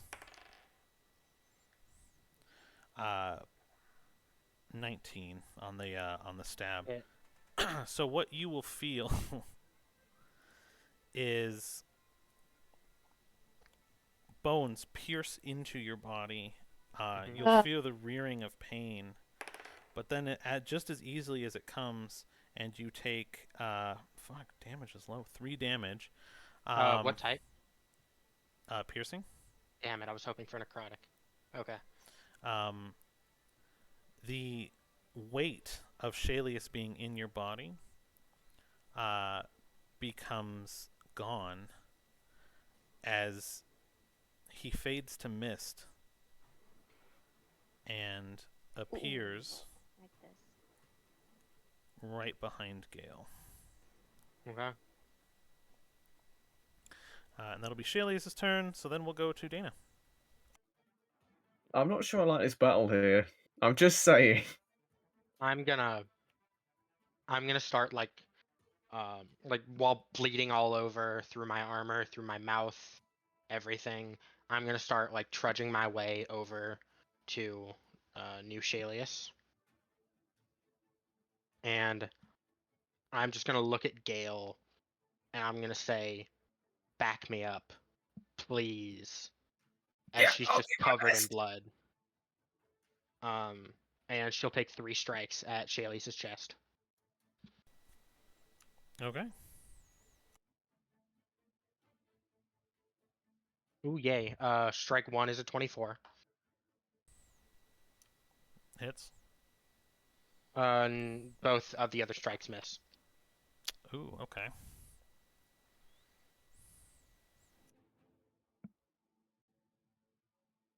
Okay, that is 6 pierce, 6 slashing, 4 radiant.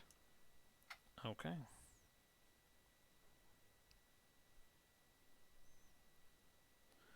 Perfect. Okay. um.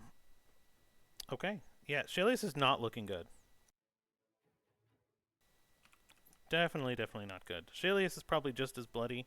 The sap that is holding the wounds together seems to be actually not working quite so well, and is separating a little bit. As the body kind of reformed after it became mist behind Gale and didn't necessarily reform the wounds as healed. So you guys are both looking pretty shitty. And that will bring us to Gale's turn, yes?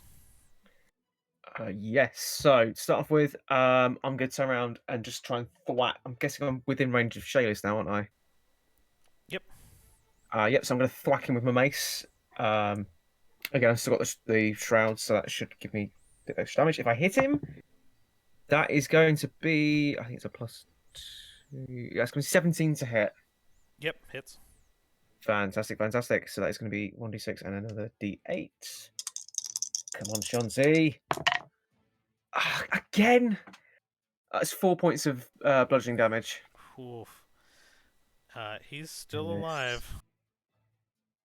Okie dokie. Not by much, but he is Okay. still on Okay. his feet. Every single swing and attack just seems to still be taking like its toll on Shalius more and more. All right. Okay. All right. Bonus action. I'm going to drop Spirit Shroud, and instead I'm going to drop down a quick spiritual weapon. Will I be able to do it in a way where I can hit both Shalius and the bony boy that's attacking me? No, they're 10 feet apart technically. Well, 15. So they take up a 5 one direction, then you, then Bony Boy. So probably not. I'm gonna have it next to Shalius because I can always move it for next turn. So Yep. yeah, I'll have spiritual weapon pop up next to Shalius. That's fine. That is... Go ahead and take that attack roll. Okay, so that's gonna be a melee spell attack. That's gonna be +6 because I love this. Nat 20 again. Okay. It's in. So So that's now gonna be... your spiritual weapon connects, and roll at least 4 damage, please, or 5 damage, please. Well, it's gonna be +3, so I need to just roll a 2. Okay. How's 10 total damage? 10 total damage sounds pretty good, actually. So your radiant weapon, I guess, just comes down with a thwack. What type of weapon is it? So it's spiritual weapon. So I know when we first started the Rose of Shanti, but it's going to be something a little bit different now. What I think it's going to be is it's just going to be like a larger sort of blue version of my mace. It's just going to swing in the air and just thwack. Awesome. So you hear what sounds to be a very heavy mace hit like a tree trunk as Shalius's body begins to solidify into solid wood. His whip arm actually tries to lash out in multiple directions. Um, and he begins to turn into just a solid wood, almost like Pinocchio, just solid wood tree trunk, almost like the body of a dryad that's not moving. And right as it gets to the horn explodes and shatters into thousands of bone fragments, hitting people in range. Gale, that's going to be a 19. Dana, that's only going to be an 11. Mm-hmm. The 19 is going to hit The for 19 Gale. is going to hit. Well, this is going to suck because it's not going to do as much damage, but it has an effect. Dang it! I just rolled Bring it. max damage on it. So you take 12 damage as thousands of tiny bone shards just pierce your armor, pierce everywhere around your cloak. A lot of them you feel a sharp pain in. Roll a d8 for me. Okie dokie. Any modifiers on that, or is it just a straight roll? Straight roll. That's going to be a 1. 1 is actually your right hand. As these bone shards seem to kind of focus its attack on your right hand, you look up. Your mace falls to the ground, your hand still attached to it, as you see blood and bone sticking out where your hand was. Wait, what?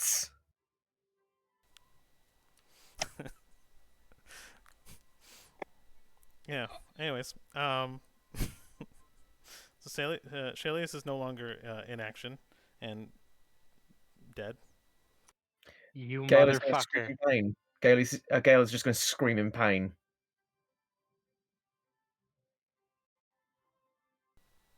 Oh my gosh. So the part that sucks is, I mean, you know, That his hand's it's gone. a hand. It's a hand. It's fine. You grow it back. There's It's ways. his favorite hand. There's ways. Yeah, but not for a Do we- long ass time. Do we have access to those ways is the thing. Wait, if we plant the arm, will we grow another Gale? Oh gosh. Will it grow another person? You can try it. You can try it.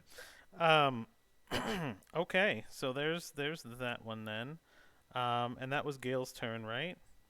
Yeah, that's my turn. So that'll cut us to the two skeletons. One of whose movement is halved is going to continue to run for Kittis, but cannot quite make it. The other one is going to finish its climb onto the building, run across the thin banister, which I'm going to roll in athletics for, just so It's gonna jump. have the movement for it, and I do. It'd be funny Mhm. if it failed like the athletics check and just like tried to run on the banister and just kind of fell. That's what I was going to check for, but I'd say an 18 was enough to cover it. So it runs and it leaps through the air. It attempts to grab you, but all four arms just kind of wrap around you, and just as you're flying, you feel the ripping of just these bone talons kind of piercing around your whole body as it just flails around and hits the ground. But it is a 4-attack flurry.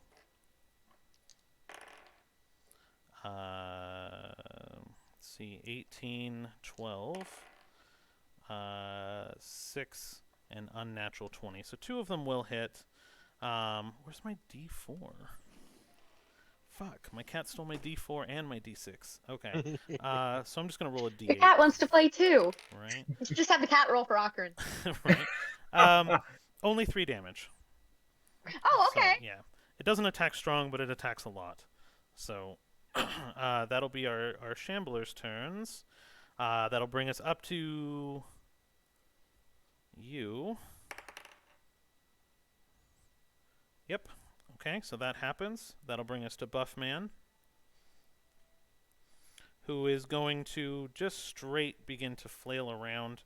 And Gale, who just attacked Shalius and killed his friend, who he's supposed to protect, is going to attack Gale straight in the back. For what's your AC again? 17. 17. So he's going to actually miss again. Dang it. The other wolf is going to attach to your leg with an 18, and you're going to take 2 damage and 3 damage. So you take 5 damage from the wolves gnawing at your leg. Okay. And this guy who's just pissed trying to attack you now can't even really hit you in the back. He just can't seem to acclimate to his new body as he just attacks the back of your head, and it doesn't really go anywhere. It's more like gently rubbing the back of your head as the 2 wolves are gnawing at your ankles. So I uncomfortable. really don't like this. Also, ow. Also, ow. Also, ow. And that'll bring us up to Cedar. Okay, I would like to cast Oh, that's so cute. magic missile. Chaotic puts d20s in front of her cats to let them roll for her. I thought you were blocking my move, and I was like, excuse me. I was like, you dare. Hush, I the was cute saying- little owl is doing her turn. I would like to cast magic missile, aimed at the 2 aimed at the bone dude, 1 aimed at the ice dude, and then I would like to, since Gale's like 5 feet from the bone dude, right? Not bone dude, the Wendigo looking thing. Yeah, they're engaged. But he already has that little fairy girlfriend. Player. He's in an open relationship.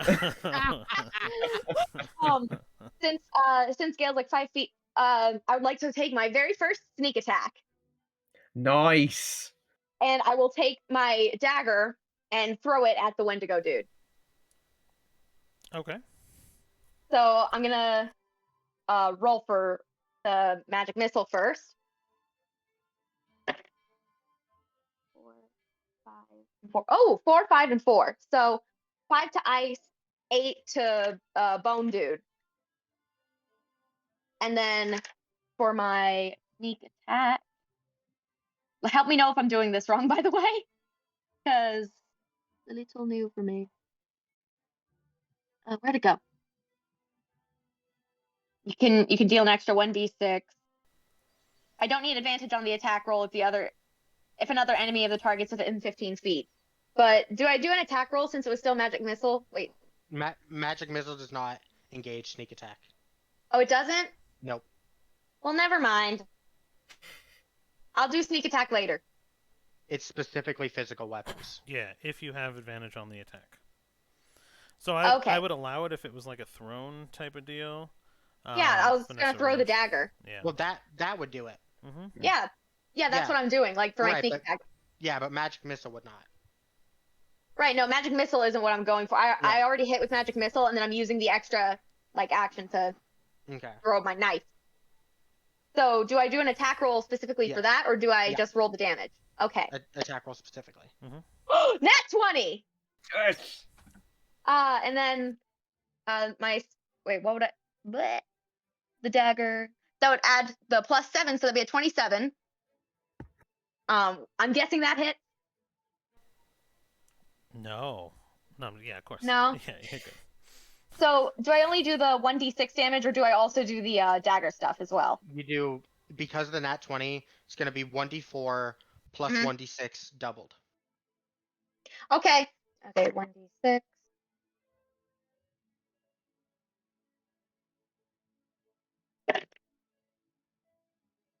Okay, so that's 10.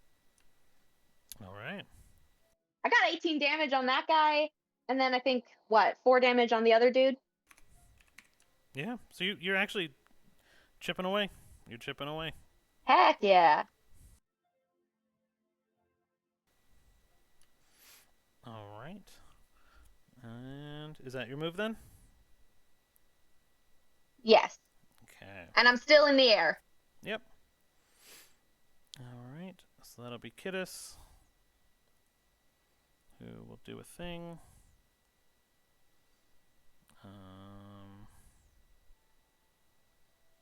So, boop. Misses. Okay. So she attempted a spell but missed. So she'll continue to kind of move out here. Oops, that's the map. Oh, I just actually pulled a Kittis and moved the map instead of the token. I think it might just be the token. Oh no. The All right. sinkhole is shifting the map. Right. Exactly. Ha! Oh, that'd be fun. Earthquake! Oh no. That'd be awesome. I should. Did you add the sneak attack to that 10 damage? Chaotic just called out. Wait, I thought. Yeah, because it was the D6. Yeah, so it's 4, 6 Yeah. Yeah. times 2. Yeah, so she did. Okay. So that'll bring us to Kittis. Shalius is dead, so that's Dana. Okay. I am going to seeing Gale in crippling pain with his back to this hulking beast. I'm gonna run up and I'm just gonna jump in the air and stab it in the face with both my short swords. Okay, roll your attacks. First one is a 16. Okay, that meets. Perfect. And second two, number 2 and number 3 are a miss and an 18. Okay, 18 hits. So strike 1 is 9 slashing, 4 radiant.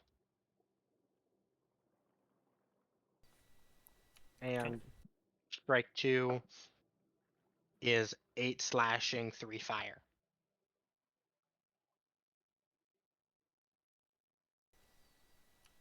Okay, perfect.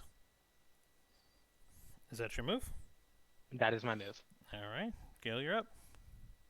Okay, I'm going to turn around and I'm going to let loose a second level guiding bolt at this big hulking thing behind me. Because at this point it's becoming an annoyance and I don't like that. No, that's going to be an 11 to hit. Nope.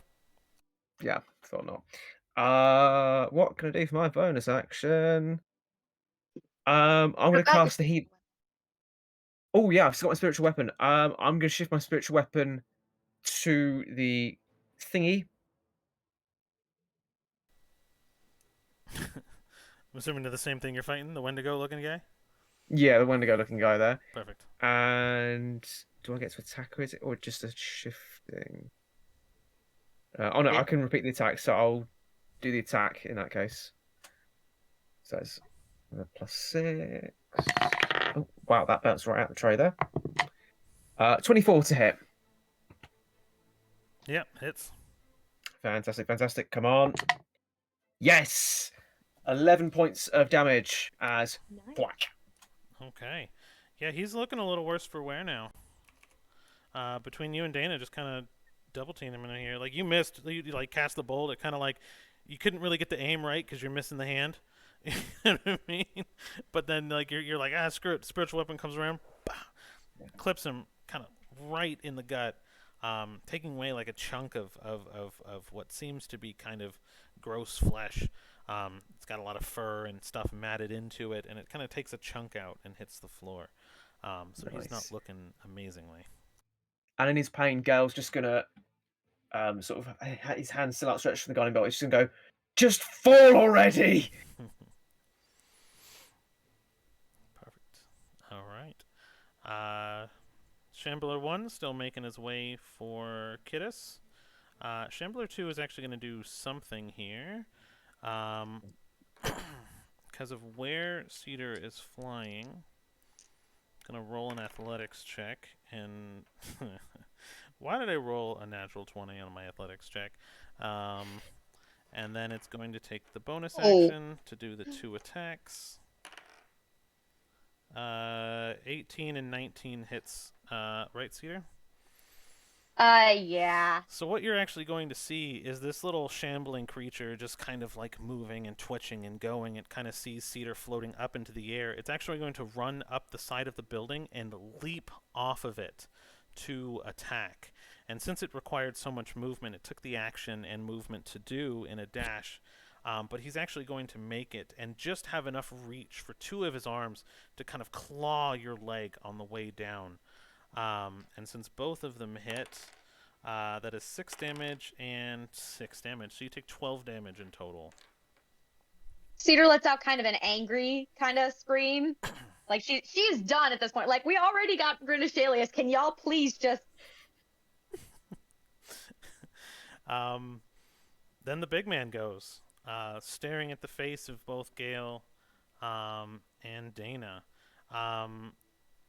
The first dog is attached to Gale already, so Gale will take 3 damage.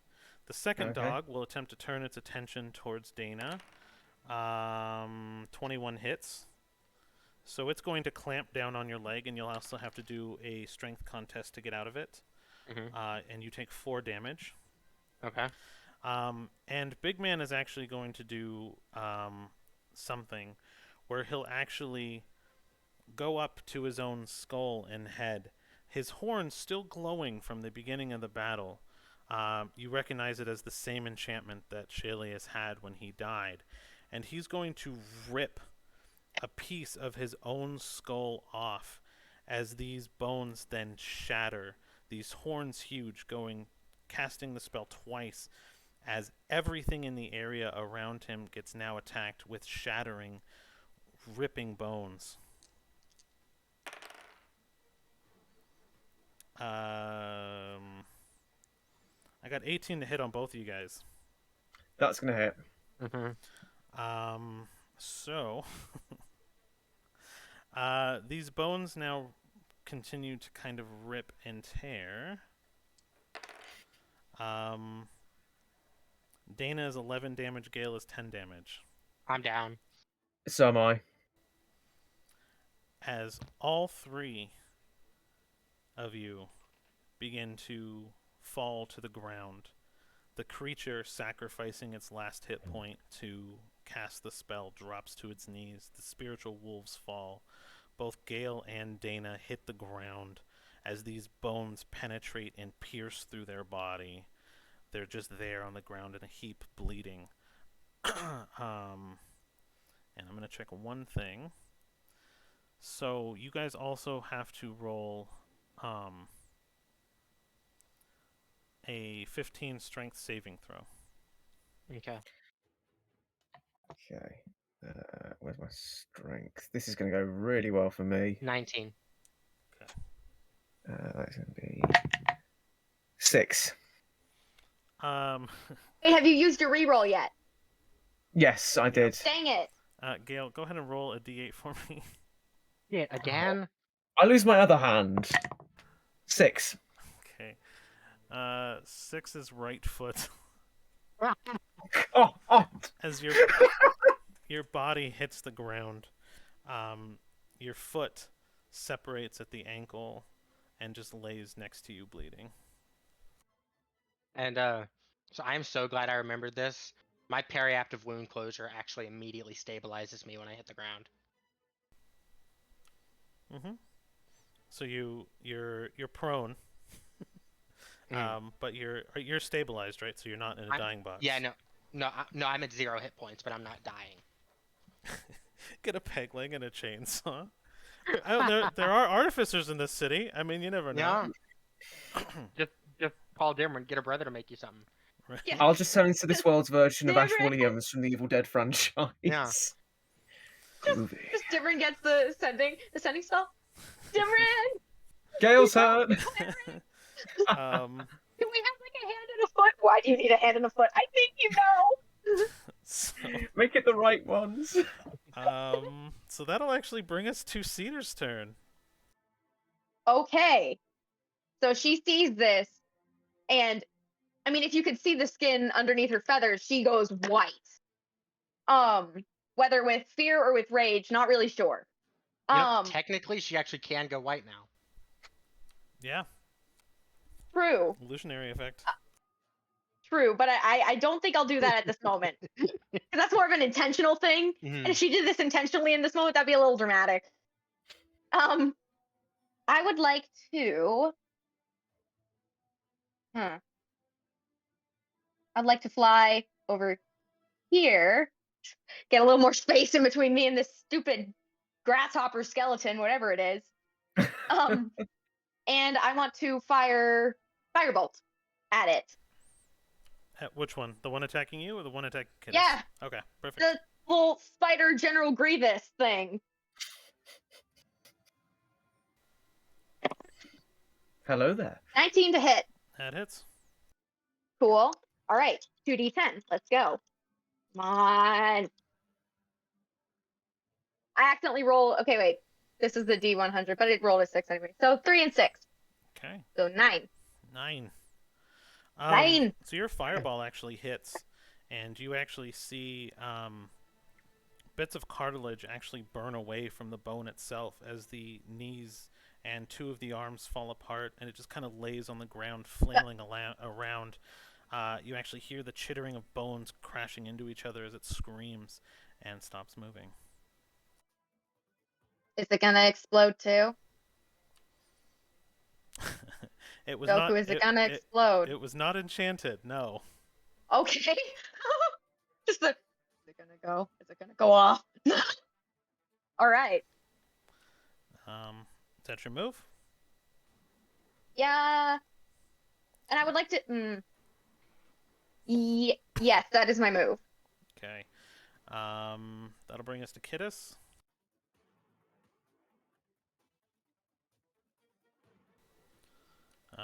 Is it still on the board though? I just haven't taken it off yet. Don't worry. Okay. Yeah, Okay. You're good. Sorry to make you guys so paranoid. This one is dead. Why are we paranoid? It's not as if I've lost the limb in this battle. No. Or 2. That's fine. You can get them back. Who's counting, right? You can get him back. What am I supposed to do? Have my owl with 0 strength, like just drag these 2 on?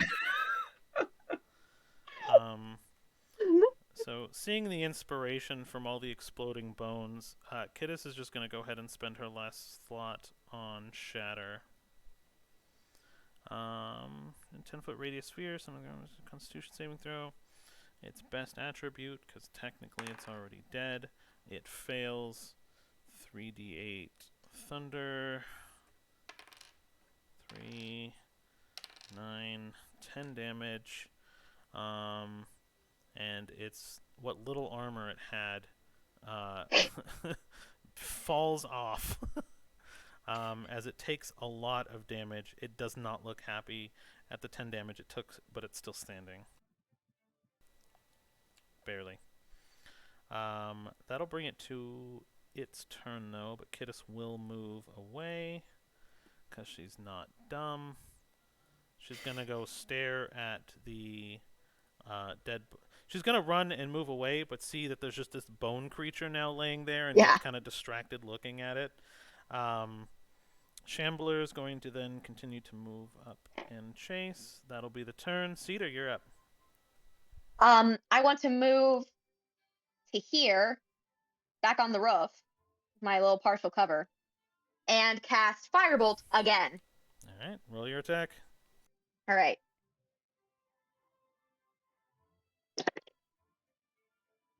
What are you? 21 to hit. Yeah, that hits. I like Firebolt. All right, that's a 4 and a 6, so that's 10. Okay. So it also dies. It also explodes. This time icicles, basically pinning the wall around you. Pieces of the skeleton that's already pinned to the ground get more pinned to the ground with ice balls or icicles that shoot out from its dying body. But none of you guys are actually in range to get hit by it. So it kind of just explodes in icicles and dies. And just as it does, the last of the original dust that was kind of billowing around settles to the ground. You notice a bunch of the barbarians now just kind of staring at awe at the fight, at everything going on. But they make no action against you or anything. They were just kind of observing. But the last of the enemies fall. Gale lies partially limbless on the ground dying. And Dana is stabilized on the ground, not dying. And yeah, so this is where you guys are at. Can we take a break real quick? We sure can. Thanks. So we will continue our story after a short break. I will go ahead and put a timer up for 8 minutes, 7 minutes, somewhere around there. Sound good? Mm-hmm. Take a pee break, Sounds good hydrate to me. break. Hopefully everyone will be here on the way back. And Chaos wanted us to know that it only takes 12 pounds of pressure to break a kneecap. So It only Oh, takes 2 you pounds of know. pressure to drive the nose bone up into the brain. there you go. It only takes 2 broken limbs for me Oh to my- really freak out. But okay, so we are here. Kidus will collect your Shalius's stump of a body. So Kidus will collect the Shalius tree, and while you're unconscious, also collect your hand and foot. They are now And, effectively in stasis. Nice, So- nice. What if she has? Does she have any second level or higher slots left? No, No. she burned her last spell slot on the last attack. For now. Shit. Okay. Why? Because she could have used Wither and Bloom to bring Gale back. Oh, at the second level. Yeah. Gotcha. I mean, you guys can. Well, let's see here. Okay. I'm just gonna have her roll a medicine check after she collects your body. It's the least that she can do. Or well, what if can she use her threads to somehow stabilize him? I don't know. It's gonna be up to her.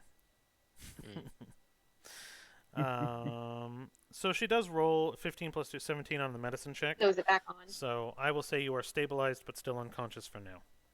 Okay. Okay. And so not dead, just limbless. And we will move to break for a little bit. So see you guys in just a few. Perfect. See you.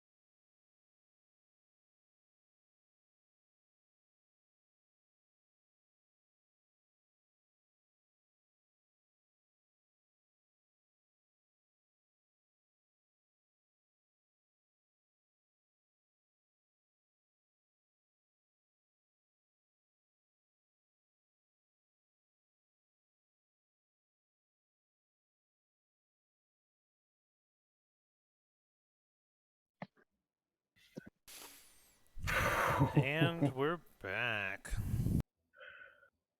How you guys feel? Traumatized. That was Are pretty you ruthless, muted? right? What? Was that right?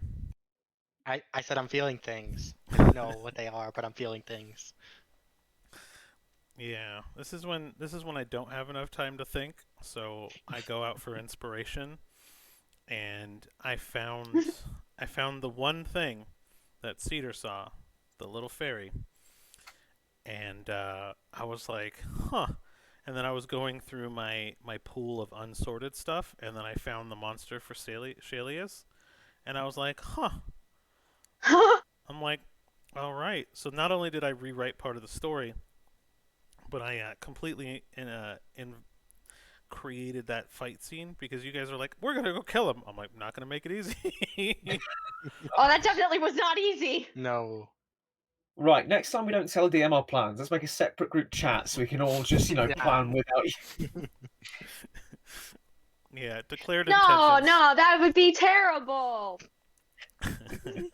That would be awful. I'm just going to do some stuff on my phone here very quickly. What? It's another third group chat for the party. Like, Mhm. welcome back, Chaotic, and thank you for hanging out still. You guys learned not to. Yeah. I love it because it almost we lose a little bit of the effect virtually because like you guys can't always hear my roll because I do push to talk. So there's been a few times where I like side rolled and I was like, oh, I wish they would panic, but then I gotta torment you guys other ways. Mhm. I think I've panicked enough this session. Mercy. Oh Yeah, that's what boy. we need Yeah. right now. So I love the fact that at the very beginning you said like, oh, don't worry, there's no emotional damage in this one. Bold of you to assume that's your decision. Well, there was no communicated emotional damage. Okay. Um, so yes, okay. So we are back to scene. It is night in Nexus. There are two giant sinkholes that made a bunch of noise. You guys just did combat for a decent amount of time, um, and you attracted the attention of a lot of the dock workers, which you notice are all just kind of still watching you and staring at you. Gale and Dana still remain on the ground as a few moments pass. Kittis collects her trophies. She puts the bag of holding upside down and like pulls it on top of Shalius's wooden, I guess, figure stump thing that he is now, and just kind of like puts him in the bag, as well as Gale's blue now severed feet that still produce a little bit of wind, as they are still technically alive, I guess, for a little while. Ah. And she'll bag them up. And yeah, so this is where we will leave you guys on scene. My favorite thing is to make a puzzle with no real answer and just let the best solution win. That's so messed up. We gotta get you to play with us one day, Chaotic. That'd be Oh, so yeah. cool. Get You like a should little- guest star. Yeah. That would be fun. That would Well- be so cool. We should work it out to get you as a guest player. You said earlier you wanted to play, right? That'd be dope. Usually you got Sundays Yes. free, so maybe give it a thought if you want to play with us crazy people for a little bit. Oh, it's so sweet. I was trying to figure out the riddles that Doku gave me. And the very last one was like, "What's more useful when it's broken?" And I'm like, "Glow stick." And he's like, "That's a good answer. But that's not the one." I'm like, "Glow stick." It's like somehow correct answer, but not the one I was looking for. I'm really good at giving that kind of answer. So yes, It's a skill. so Cedar did, I guess, open her present though. Well, I'm sure we can get to that in a little bit Yeah, if you'd we'll like. get to that later. Yeah. I got a birthday present, basically. Ooh. And, one good all news right. for you guys as well. When this session ends, you will get a level. Yes, nice. Yeah. Yeah, I figured I'd put you guys Awesome. through enough. Mhm. Oh Well- no, this is bad. Let's give the DM a hand. Oh, wait. I mean, technically, Gale already did. Yep.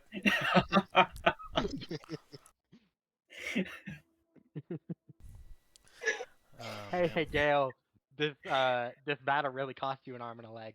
Oh, you beat me to it. Yep. It's pretty great. So any guesses what the fairy was about? I don't know, but I have some questions. All But right. don't worry, I'll get to it. Cool. I'm on a totally different train of thought right now, so that's kind of consuming my mind. I'm unconscious. Okay. Ew, no, chaotic. What? I don't like that. Yo. To make attack. I don't know why every Sunday I just crave tacos all of a sudden. I Oh, wonder. she's also chaotic is also using operant conditioning on us with the hydration thing. Literally. Okay. All right. So what are you guys doing? Yeah. Yeah. Well, so when does Dana stabilize? I will say we will let Cedar have maybe a handful of actions. Kittis is kind of poking bodies, making sure everybody's still alive. And she's just kind of examining, which is what she would do after she stabilized Gale. So we'll give Cedar a couple of actions, and I'll say you guys actually wake up. Okay. Okay. So Cedar just goes, no, I can't do not this. And she goes and first she scoops up Philo's little body and just is holding it. And then she switches into Sylvan and goes, come here.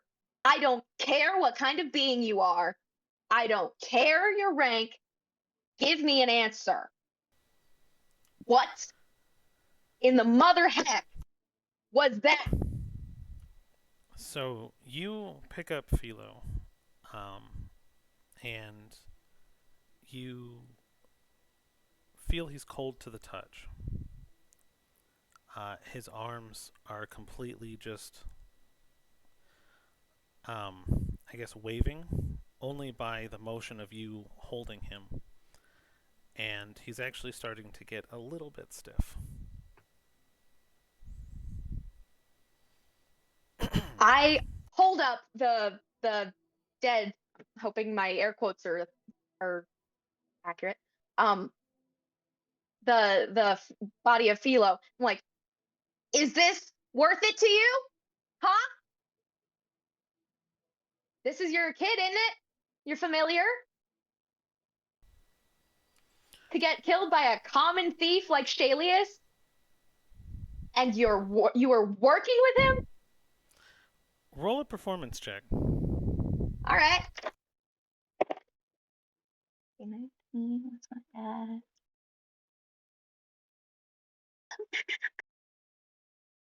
Where'd it go?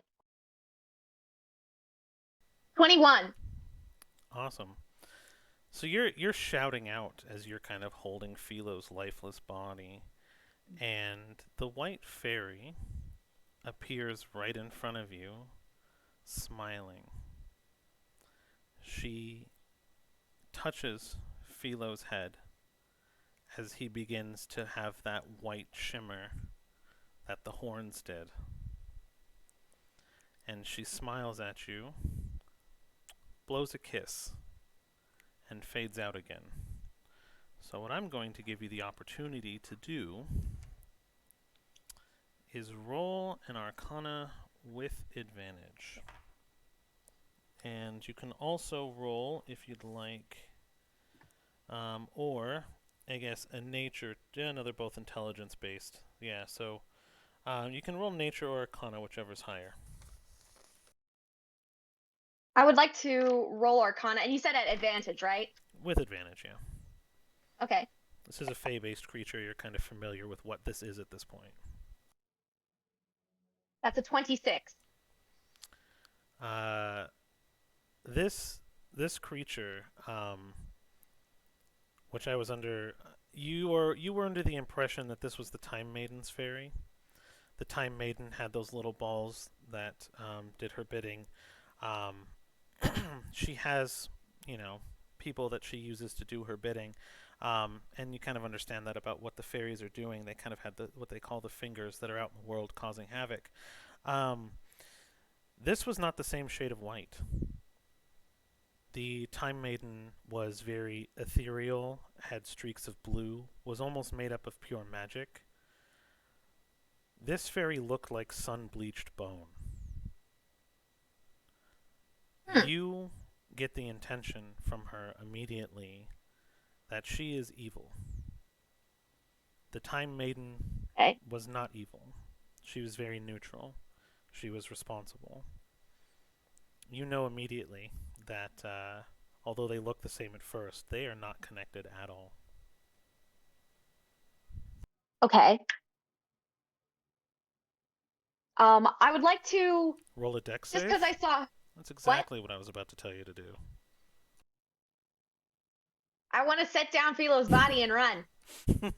Sure. With a dex save. If I die, I'm gonna cry.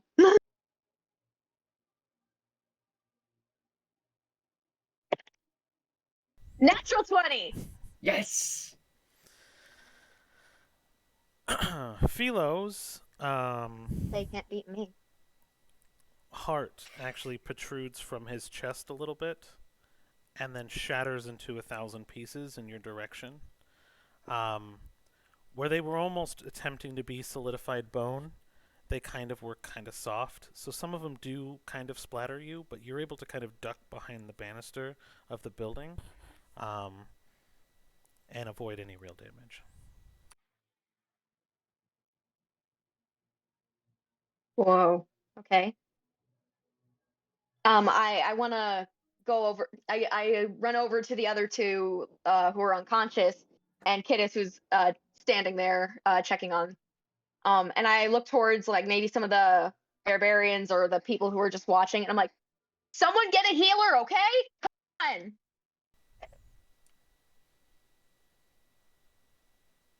And they just kind of stay there watching. And you'll notice the barbarian that was under the deck actually grabs one of the crates and then begins moving it below deck again. But everyone's just kind of standing there. You will notice, though, Dana will kind of breathe a breath of consciousness as her eyes open, and she begins to sit up. And as she kind of sits up, Gale will also open his eyes, breath almost being forced into his lungs as he is now also awake. Cedar kind of falls down like onto her knees. Oh, thank goodness. Oh, thank goodness. Okay. Okay, you're alive. You're awake. Yeah. Yeah, that's one way of putting it. You okay? Hila's dead. What? That thing wasn't with the white we talked with, at least. It was different. When it got closer, I could tell. There's not even a body. Okay, so now we've got evil Faye after us. I hate my life right now. But Philo's gone. Yeah. She, you know how she kind of like gestures towards, I guess. Oh, well, no, the like dead bodies of the creatures they fought. How those exploded. Yeah, I'm a little bit familiar. That's what happened with Philo? He didn't hurt you, Yeah. did he? Oh no. I think she aimed for the heart instead of the bones. And she kind of like brushes something off her shoulder really quickly. Like she's trying not to look at it or acknowledge what it is.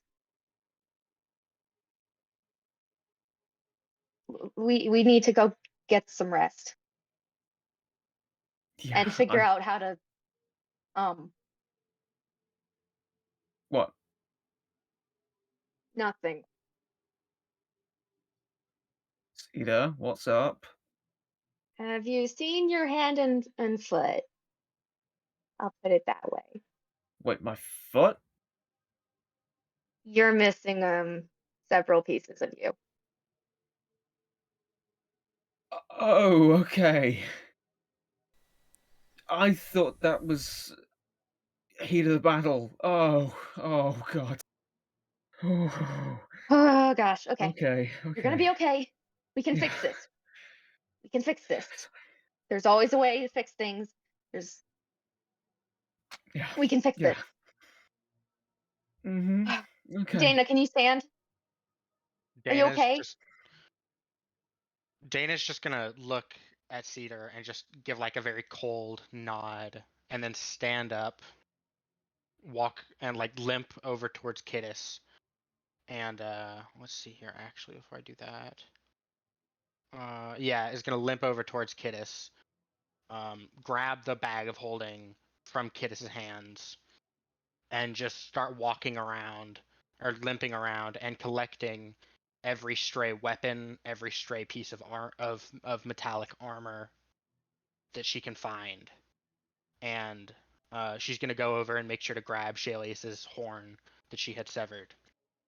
Um, but if she can't find enough armor and weapons on the ground, she's gonna start just going through houses looking for metal. Post transformation, you would have gotten probably a decent amount of scraps, right? There's nothing that's going to be in a whole piece, but you Okay. can gather a few pounds of like steel. Perfect. How many pounds would you say? Hold on. Let me math this really quick and give you a realistic number. That's a fun There you question. Did we get him? Is he at least I think so. He turned into a tree. He's in the bag. There's no oxygen in bags of holding.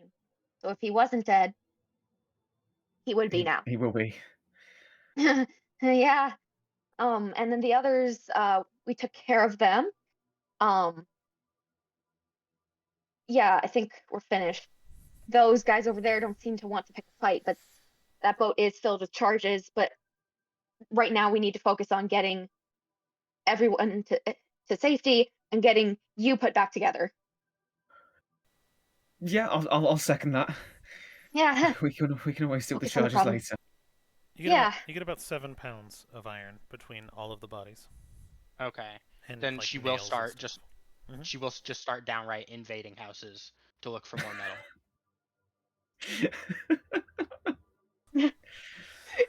I have this Um, mental image in my head now. Just starts going through the houses like a video game character. I mean, if you're already here, I mean, like, I think it would probably be. You know what? Never mind. Not gonna say anything. There are large like street poles and gas lamps here that are just on the street.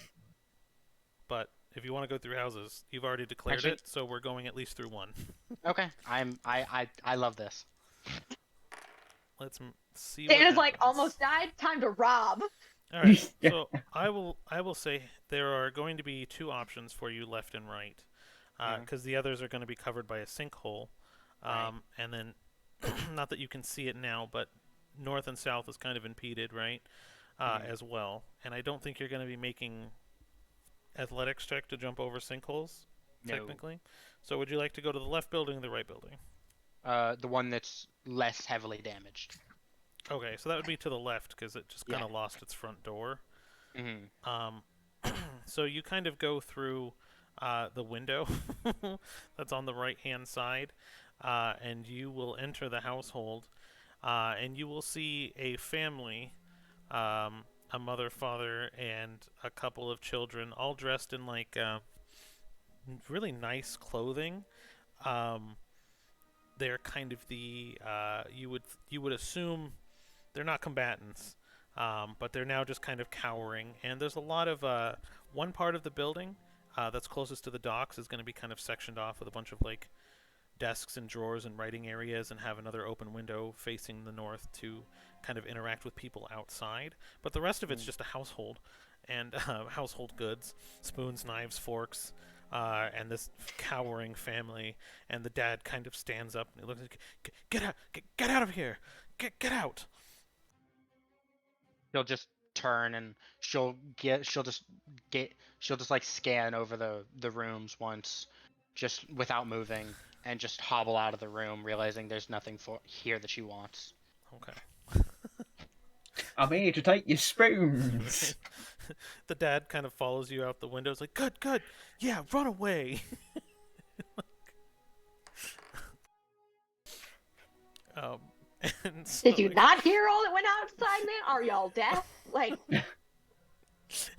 he's visibly like shaking. You hear the shuddering in his voice as he yells. We saved you. Here's your spoons, mate. But yeah. So, what would you like to do now? So, give me 1 second. I'm trying to see something about my Crimson rights.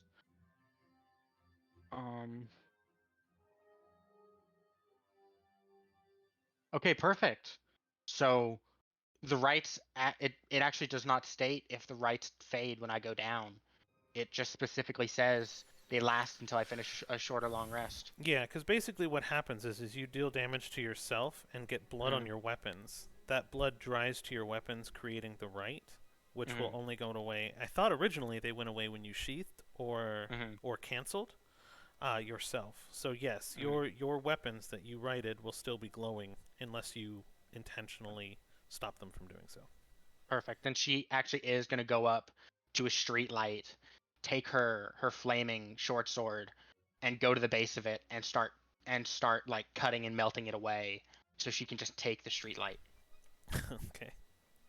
With your flaming one? Yeah. it's okay. I have several questions. Well, Harry probably. Oh, sorry. My bad. Gale probably knows this better than anybody. What might be happening right now? But go ahead and make your attack roll. Okay. Oh.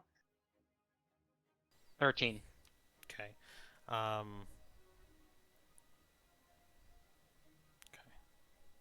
Let me. Odds or evens? Evens. Okay. Cerise, you there? Yep, catch me up. Hey. Oh. What happened to me? What happened to me? Nothing Happy happened to you. Nothing happened to you. Nothing happened to you. So. Yeah, anybody want to give me a hand and explain this to her? Philo's Yes. dead. In one moment we will. Philo's killed Philo. Shalius. Um.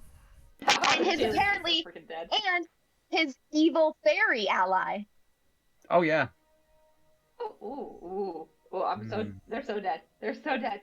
I like. Oh, Shalius is Shalius dead is a now. tree now. So He's a tree now, and he's in your bag. Yeah. So Shalius became a wooden version of his own body. And I'll pull it up on stream or it's actually already on stream. So basically, he just turned to wood after he died. This is what he looked like. And he is in your bag. What is also in your bag is Gale's hand and foot. Yes, more body parts. Thank you. No, we are. We're putting those back. Philo's. They were gifts. We'll find. They're not. Philo did take a hit. What's your reaction? And what looked to be his soul, which you identified as his soul, because you actually rolled a success on that, you saw it go into the boat. So Whose soul? Philo's? Philo's soul was Okay. what looked like it was ripped and then pushed into. It went into the boat. There's actually a mechanic behind the spell that was used. So you saw that happen, and you identified it as his soul. And then Cedar's misunderstanding of the situation,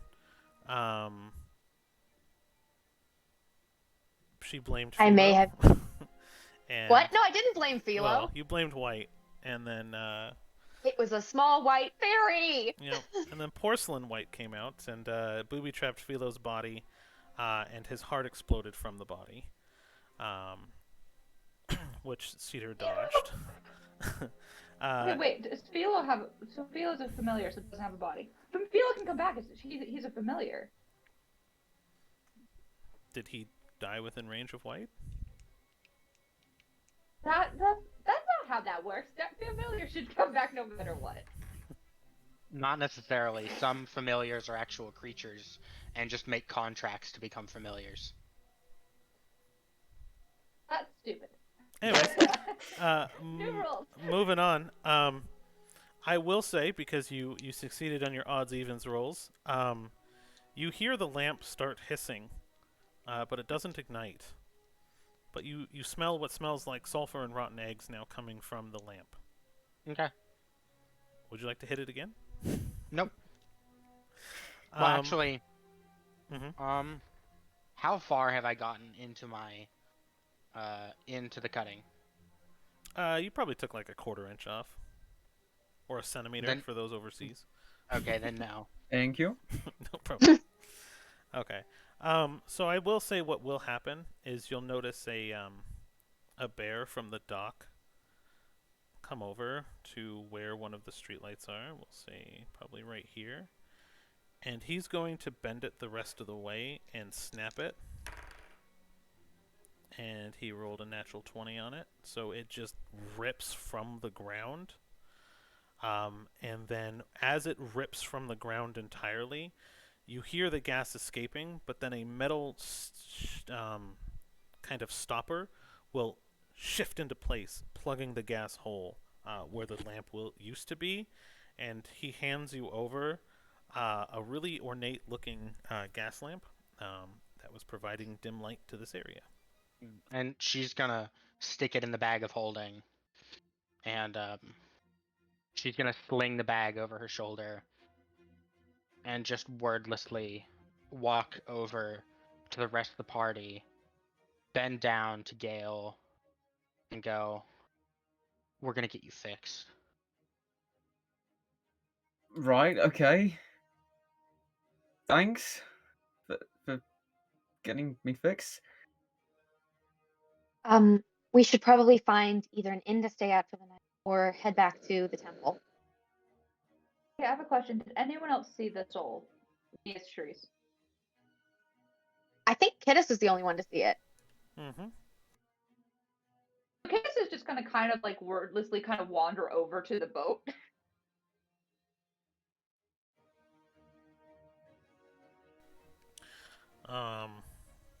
Perfect. So you are greeted Unless there's something by... stopping me. I don't, because I wasn't here. Gotcha. So there are two, well now one, because one of them went left and helped helped rip out a street post, but there is one what's it called? One barbarian now kind of standing in the way of the dock, and he'll just kind of look at you breathing and kind of nod at you.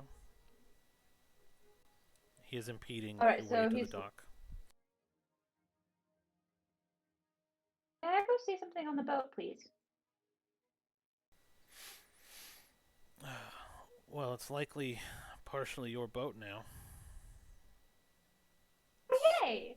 but I don't feel that it would be safe for you to travel on this dock until repaired. So, Did you get me across the dock? Pretty strong. and he kind of smiles. He's like, sure. And he will lift you up on his shoulder, on one shoulder, on his right shoulder, and then begin to use his like foot and two arms, leaving one kind of hanging off to just like bear style crawl over what was left of the dock, escorting you to the boat. And I feel like a princess. so you two take off in the direction of the boat. Dana has her 164 pounds of wrought iron. That could definitely be processed to steel if she wanted to, given the right equipment. There's some glass involved as well, but it's there. Gale, you kind of sensing everything kind of going on. You're coming to terms with what was happening. And you seem to now be magically hovering. Your wings kind of compensate for the fact that you would have trouble walking, and almost as if right at tiptoe level, you can hover with complete control almost naturally. Wow. So it seems like if you choose to lean on your wings, they will assist you. Yeah, I think Gale's going to try and lean on his wings as a little bit of support there. There you go. So you are able to move uh, unimpeded, provided you have the distance for your wings to kind of flap. So your wings have some natural instinct in them. That was a question. Yeah, That was a question I had. That's yeah. good. I've been practicing a little bit in my spare time, and it's all pretty instinctual. It's Which is awesome. it's pretty cool. Yeah. Ah, Oh gosh. Yeah, let's okay, inn God or damn it, temple? chaotic. I'm Chaotic. I'm the celebrate. God damn it. Hey, nice. Because the It's pretty inn will good. be probably a little more comfortable, but the temple does have clerics and maybe they can help. Or maybe we go to the temple and then I don't know. Let's go to the temple and see what happens from there. At this point, I'll follow your lead. I'm not really in any position to do it otherwise. Okay. Hey, we Where got him. wait, where's Caddis? Caddis! No! Where are you? I swear, if that girl is dead, I'm going to. Well, I know she's not being sneaky because otherwise we'd hear her. We just totally lost video on the 4 of us. Or Oh, 5 where? of us. Uh-oh, did we? Yeah. Did we get it back? Uh-uh. Ah, there we go. There it is. Yep. Okay. There! Yeah, I have the same problem. I really need to get a second monitor hooked up for this. I've just been busy lately. But I'll get there eventually. Kiddis, you're on a boat. Hey, I am on a boat. You are on a boat. Woohoo!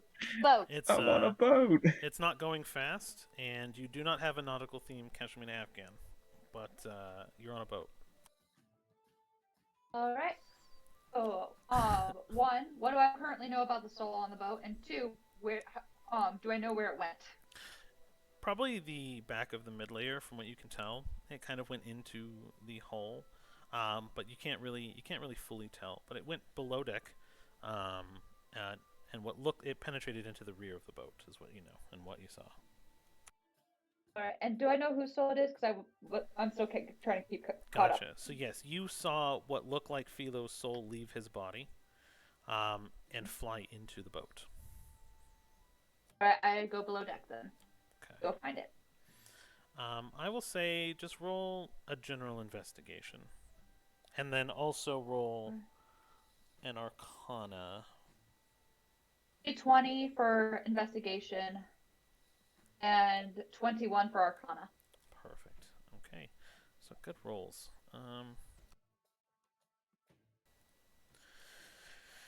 As you explore the boat, you notice a lot of things.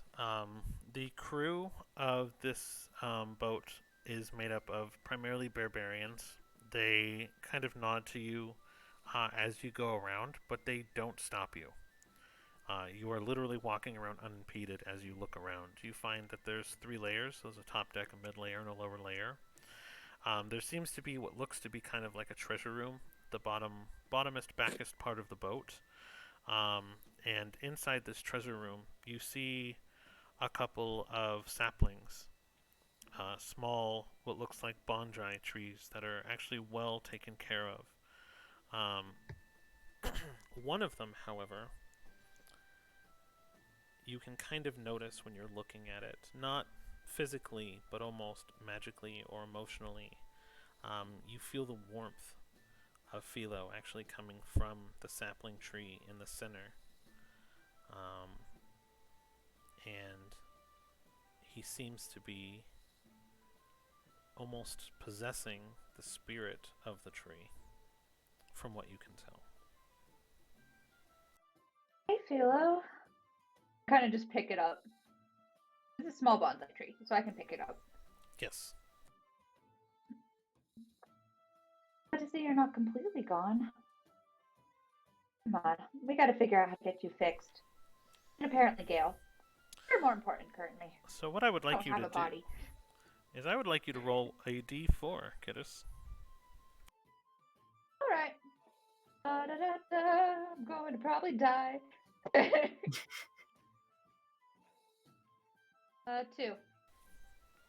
Okay. You get a feeling, as long as this tree is properly cared for, that in 2 days something might happen. Something might happen. Okay. Properly care for a tree. How do you care for a bonsai tree? One of us has got to know. I could maybe see if Gail's friend will. Gail should probably know. Gail has a friend. Come on. Yeah, Gail might know, actually, to be fair. Oh yeah, so because kind of Shanti's like bring- a plant goddess. Agriculture. Yeah, it's sort of about life and that sort of thing, yeah. Yeah. I was just referring to in general more than anything, but yeah, maybe. Huh. referring to the druid friend. We haven't seen him Yeah. forever. You'll see Because we're on a different continent. Yeah. I was like, that's gonna be a little hard. We just show up. How the Okay, so- heck? Like he just shows up. Where did you come from? So Kidis walks back up. Now like she kind of like looks around a little bit, and because like are they going to sail out like tonight? Did you? Is the plan? Are you asking that to one of the bears? Yeah, I was asking when the ship is set to sail out. The ship sets out when the commander gives the order. Now, I guess. All right, I should probably check to see if we want the ship to go out. It's ours now, right? Well, I ain't fighting you for it. Rule of the thieves killed the old leader, so guild is yours. This is so much fun. I like this town. This town was so mean to us when we first started. Well, you certainly made your impact. Would you like another trip back over? Yes, please. I should get back to my friends. And be careful. We don't want to hurt the tree. As you wish. And he's going to toss you up on the shoulder, tree in hand, and he's going to walk you back across the docks. And set you down politely, and then continue to just stand there and guard the boat as everybody is still kind of now finished loading everything that needs to be loaded. Thank Oh, you, good Kidis, sir. there you And she are. gives a little curtsy. Hi, I found Phila. Also, do we want the boat to leave? What do you mean? Do we want the boat to leave? The boat's going to be setting out. Do we want the boat to leave? The boat that Shirley is I mean, taking care of. no. It's ours now. Wait, still we have have to a go when we're boat? leaving? Oh, We have a boat now. oh, because we killed Shalius. Oh,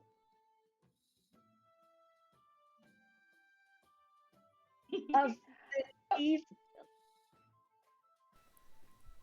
Okay. Mr. Bear, sir, I don't actually know your name. Sorry. About that. Did not think about that. Oh boy, that's a lot. Here, calm Well, a down. lot in a good We way want or a bad way? Undetermined. Oh, one of the- those. stop the boat Okay. leaving, please. Talking to the bear. He provides a nod. All right. Just keep in mind, this isn't the appropriate place for a boat such as this. If it's here too long, people may ask questions. Figure it out by morning. That will be soon. So we'll see you. All right. We should get him fixed up. And also, we should figure out on what we want to do with the boat. Yeah. Yeah. We should probably figure that out. Okay. Back to the temple. And Cedar kind of like leads them to the temple. She's kind of being a little quieter than normal. Just like very focused. So you guys return back to the temple? Yeah. That's adorable. You could literally go anywhere, and you're still going to your temple. I love it. She Okay. knows there's gonna be clerics to there. us. They were nice to us, and there's clerics there. I mean, we might go to an inn afterwards, but That's fair. Oh my gosh. Kidis is just talking to the bonsai tree and Sylvan the entire way. What you got there, kiddos? A smoothie. Bonsai tree. Okay, and is there a reason you're talking to it in Sylvan, honey? Oh, it's Philo. Philo's soul went into it. Wait, Okay. There's a tree now? Like, Yes, it is. See? Oh, by the way, how do you You're- take care of a bonsai tree? I'll be honest, I'm not even sure this is real. I've lost some blood. All right, let's get you healed so then you can tell me how to take care of a bonsai tree. Okay, okay.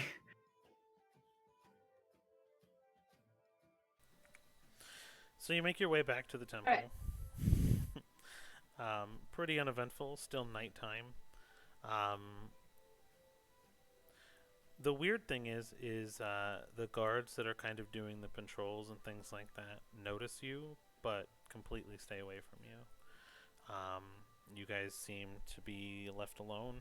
I mean, you guys are very noticed. You got a flying air creature, completely beaten all the hell. Dana. Kittis with a tree, and Cedar doing her thing. Actually, Cedar didn't really take too much damage aside from the arrow shot, right? Oh, and a couple of the arrow scratches. shot through my wing, and a couple scratches from that weird skeleton General Grievous thing. Love that thing. It looked like General Grievous. Oh yeah. What? Oh, did I am so sad I missed it. It was a skeleton too. Oh, why is he upside down? I would Oh, hold on, fix it. have been so happy. General Cedar. Yeah, right. This is Hello there. this was basically him. Hello there.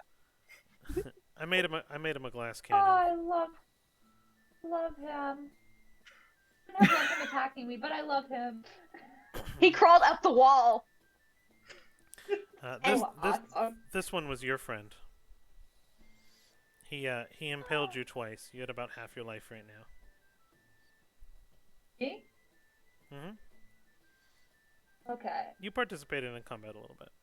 But either way, so you guys make your way I back just to need the to temple. reload my screen. Why does it say on my thing I still have full health? I calculated it off screen because it was easier.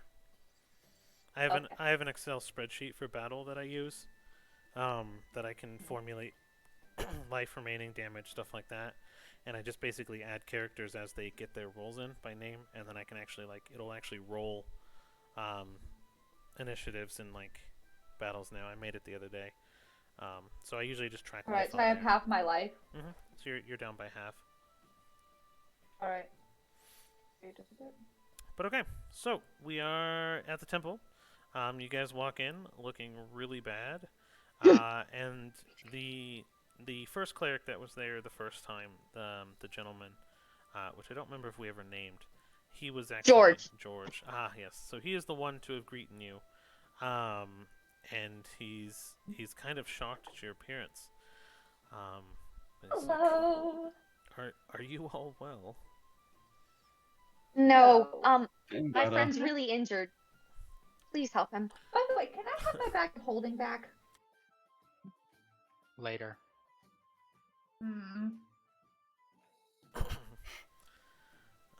I will do what I can. I can do better than those rudimentary bandages at least. But I'm not sure what I can do about the rest. We do have the we limb. still have the Dana, could you get those out of the bag? I'll Wear attempt to pull gloves them for out of the bag. leprosy. You kept all of them out of the bag? No, they're in the bag. Yeah. I will attempt to pull the hand and foot out of the bag. Roll Put a odds glove and on evens. first. Put a glove on first. Put a glove on first. Put the glove on first. Okay. Wait, why I was guess putting I the put a glove glove on on first? first. Because there's And, a leprosy hand in there. Oh, okay. Okay. Oh. Let's go evens. I got a 4. Okay, so you pull out the two, the severed hand and the severed foot. You might not want to look, Gail. Way ahead of you there, buddy. So let's Yeah, see here. not a fan. Why wouldn't he want to look? Well, they're his. and they are not where they're supposed to be. Yeah, the hand Yes, is but he's the also- hand bone is not connected to the wrist bone. Here's It the is, thing, No. but though, it's you're been torn healed. off. No. You're healing. Yes, but You're it's a cleric, little. You have to have seen this before. Yes, it's a little. It's probably a little different since they are his hand and foot. Yeah, if it's like a random Goliath, it's fine. But this is this is a whole thing. You guys are so weird.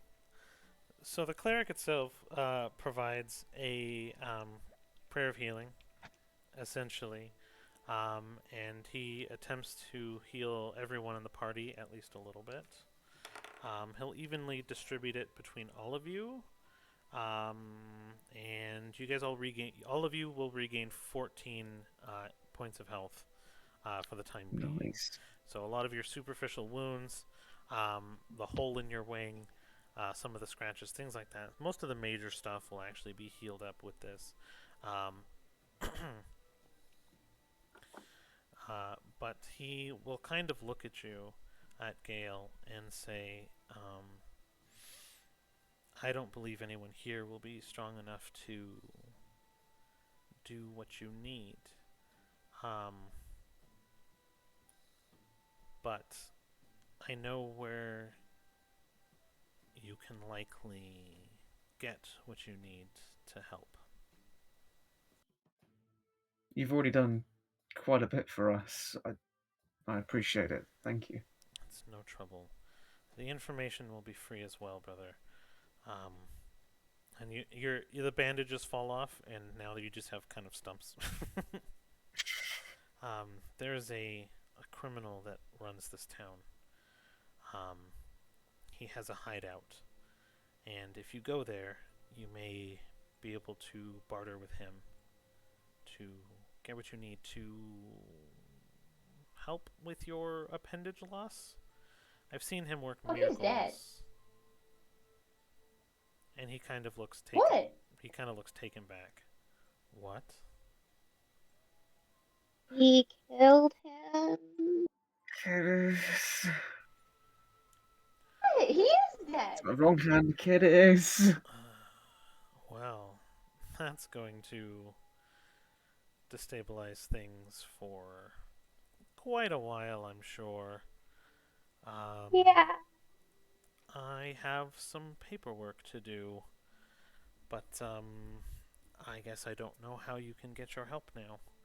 But I will heal your wounds again tomorrow, should you require more general healing. But now he's acting a little more frantic, and he's like, I have to prepare for what's to come. And he kind of takes his leave and retreats to his office. Well, Let's He's find not a place to handy sleep. enough. Yeah. Stop it. wait, what? Chaotic. Oh, Oh my gosh. Oh, Oh, man. Chaotix has been on it with all the Yeah, appendage you're on a jokes roll. tonight. Oh yeah. Yeah, everybody give her a hand. And so Dana's just gonna, hearing this news, Dana's gonna look around at the rest of the party and just go, look, I need to go blow off some steam, clear my head. I'll be back in a while. Actually- Okay. And she takes the bag of holding and walks off. Wait, you did. That's mine. Just Kid is- let, just- let Dana have this. She'll be back. For us. She'll be back. Yeah. It's mine. I know. Just give her a minute, okay? It's been a rough time for us, all of us. Let's go find an inn to stay. We can deal with all that in the morning. I might have an idea. I don't like it, but I have an idea. All right. But- Hopefully we find an idea that you With like. the ship. That's part of the idea. But let's go find a place to stay for the night, and I guess Dana will find us eventually. And I'd like to let's go to an inn. And I don't know which inn. Probably not the one that we started at, because that one, the We innkeeper's own not all the alive. inns now. Be careful with that. Let's be careful with that, especially because people have not had news of his death yet. So let's try not to spread that one. Yeah, we might cause a lot of panic. We don't want that at all. No one informed me of this. We're informing Well, you now. we're telling you now. Okay. We also didn't think it was necessary. No. We thought That- wrong. We thought it wasn't necessary to tell me that I wasn't allowed to tell people that someone was dead. Oh, I didn't realise that someone basically controlled this town. We did know that. He did. That's how he found us at the inn. That's Yeah, how he got That's how he Peter snuck in into jail. the room. Don't know the entire town. There's bound to be Yeah. consequences for us killing That's how him. he framed me for murder. So you Oh, you guys yeah. would understand that he wouldn't necessarily own them, but he, like a lot of old-timey movies and things like that, he would he would basically shake places down for money, and basically he controlled a lot of the criminal aspect of it. So he would force businesses to pay him an upkeep fee if they wanted to stay open and safe, quote unquote. He bought off police officers. He would have bought off elected people. Hence why his criminal boat is in a place where it shouldn't be, because it's kind of like the administration portion of the city for seized goods and stuff like that. So a lot of businesses would be more akin to give him information for free for discounts on his services for them. So less owning, more running, if you will. Which means that we do really need to get that ship out of there by morning. Well, seeing as how you would technically have now taken control of his organization because you killed him, the rule of law, it would be your responsibility probably. So. All right. I can rest up real quick and go down there and get the ship moved to a more conspicuous location. Where would that be? Peter? Do I know of a good place? So you know of a place that's close. You guys have already traveled through the city to the temple district. Unless you wanted to travel to the night market or anything like that, which is again across the city again. You would have probably known a close by place in the temple district where it's a little bit smaller. A lot more of the clergy just go to kind of hang out after work, and will sleep if they just needed another place to be. So nothing big, nothing fancy, would be in the temple district. But if you wanted to say something close, you guys are here. You're greeted. Well, I meant for moving the ship.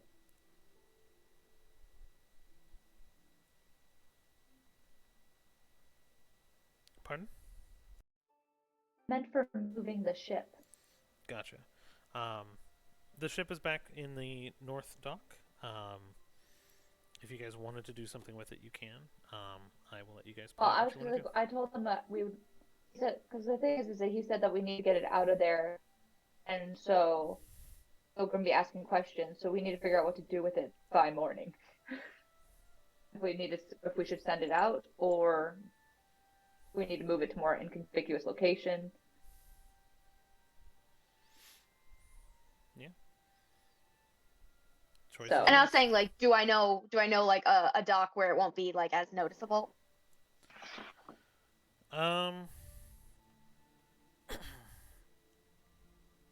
You could probably move it to one of the merchants' locations. You would just want to. You would know that you could move it to a merchant shipping place now that it's loaded. If you wanted to keep it in the city for a few days, you would just have to officially, quote unquote, pay some form of dock fees, and you'd probably want to arrange somebody to watch it so there wasn't anyone trying to steal from it. So the bears can watch over it. We just need to get the payment to be able to get them at the ship.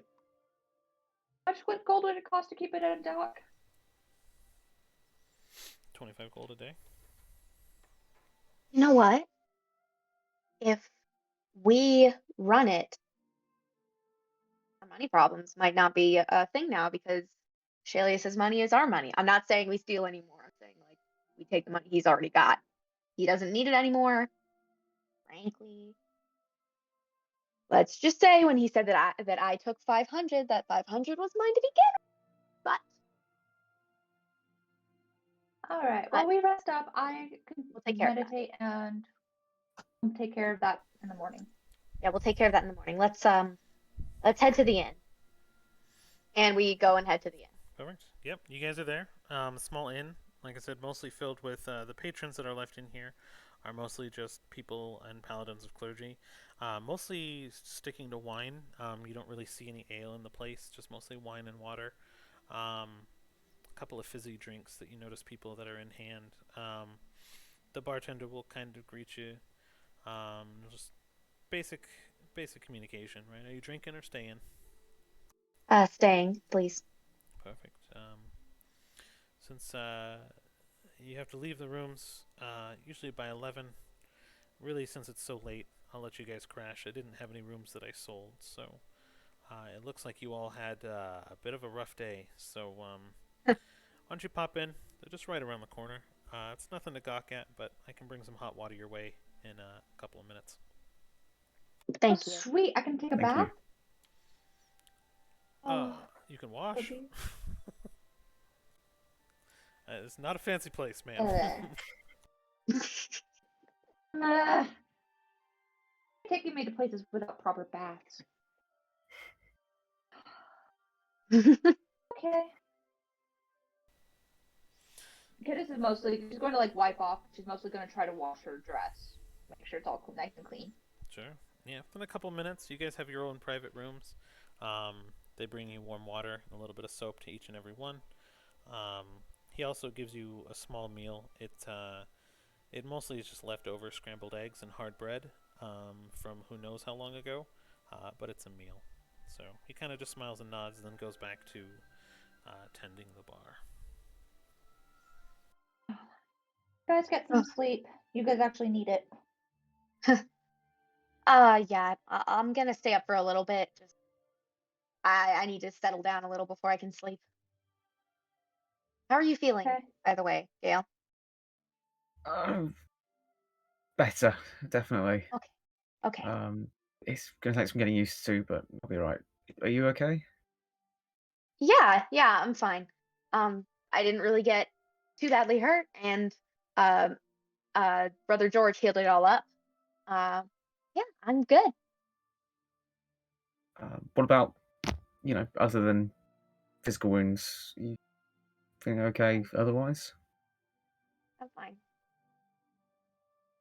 Um, I did not expect him to. Well, I mean, I didn't expect him to like actually die. I don't know. Weird to wrap my head around. Yeah, yeah, I suppose it would be. Ugh. Like I can breathe again in this town.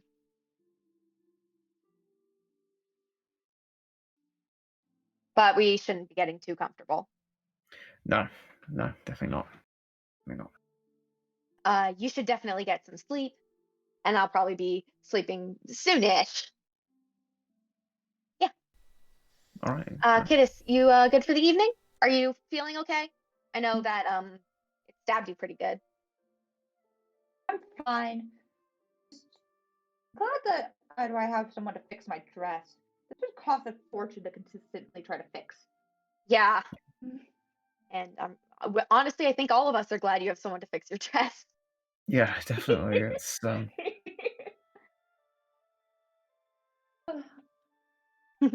just And I'm gonna wait and make sure Dana gets back.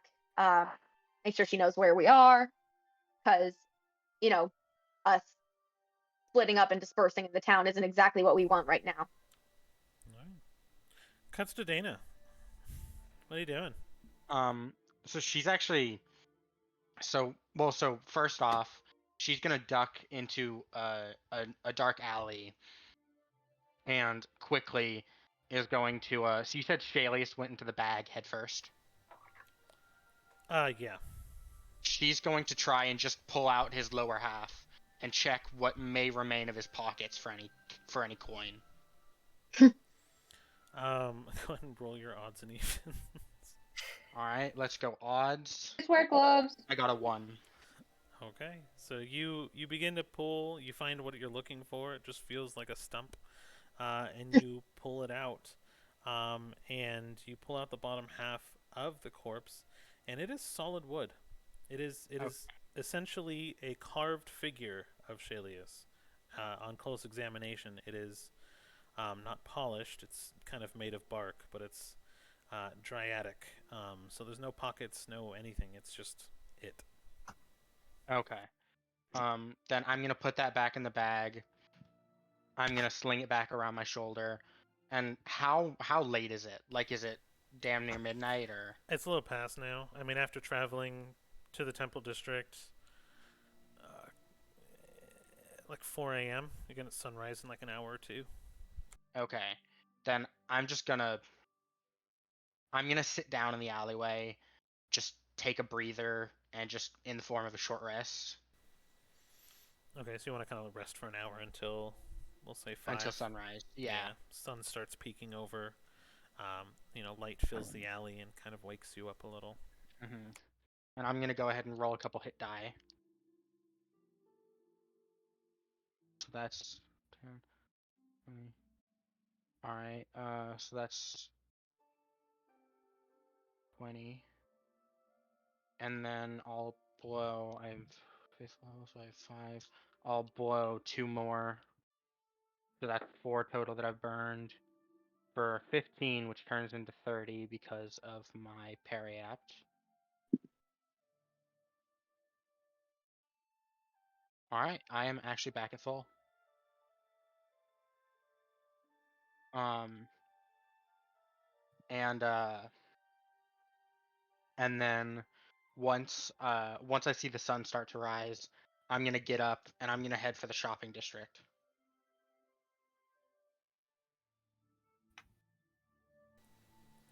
Okay, so you're gonna head out and just start looking for the shopping Well, district. I'm gonna look Retail for therapy. specifically a magic item shop. Okay. Rain. I Mm. sent you something Yeah, relevant, by the way. Yeah. Okay, just wanted to make sure you saw it. Yeah. All right, Cedar will kind of remain up for you. I'm assuming, right? Because you said you were Mhm. gonna wait up for. So I'll just continue to play it out while everyone's resting. I will say that you begin to head for the day market. It takes you a little bit, but you eventually get there. And as the sun is still kind of now risen a couple of fingers, a lot of things are now open. You have a general navigation just given where you've been throughout the city before, so you kind of got a little lost but found your way. You're looking for a magic item shop. Yes. I'll say you ask around a little bit. Are you looking for created items or relic type items? Items that were or can be Be right back. created. Where or can't? So you're looking for like a magic material type Yeah. shop? Yes, so like someone that not only sells magic items but creates them. Okay. Um, let me see what you find. Decent rolls. Okay. Yes. You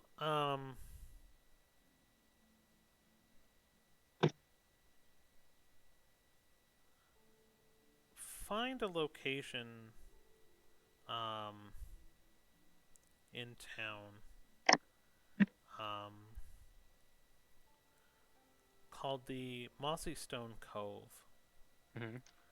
and it is kind of a well-known magical regent thing that's kind of run by what can be described as an eccentric wizard.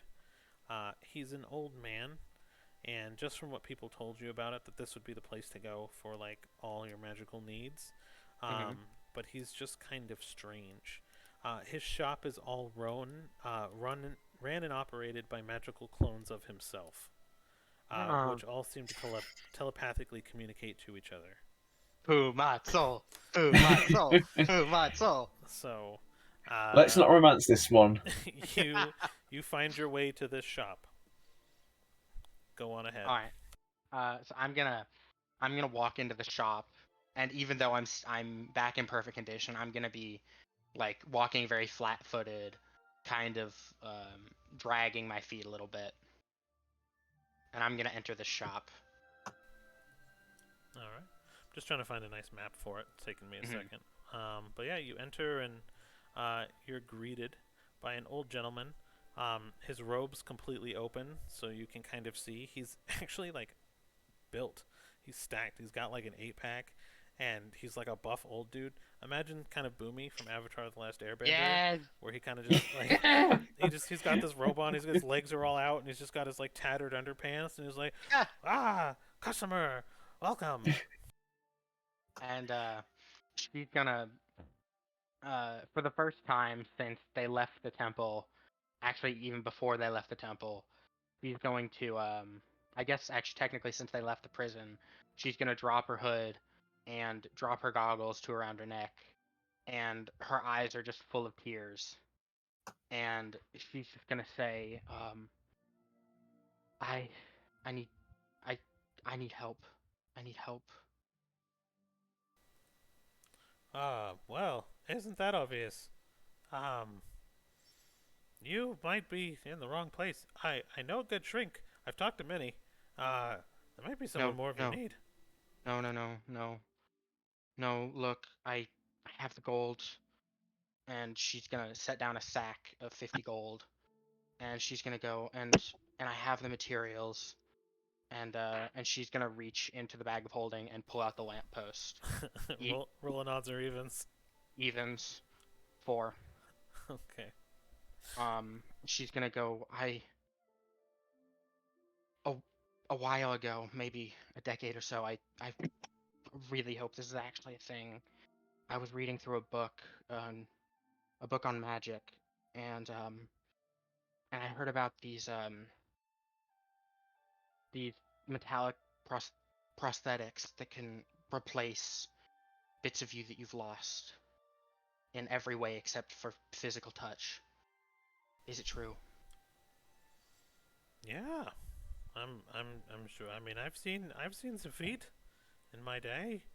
And so I mean, pirates, you know, and he's kind of just taken aback by your words and what your ask is.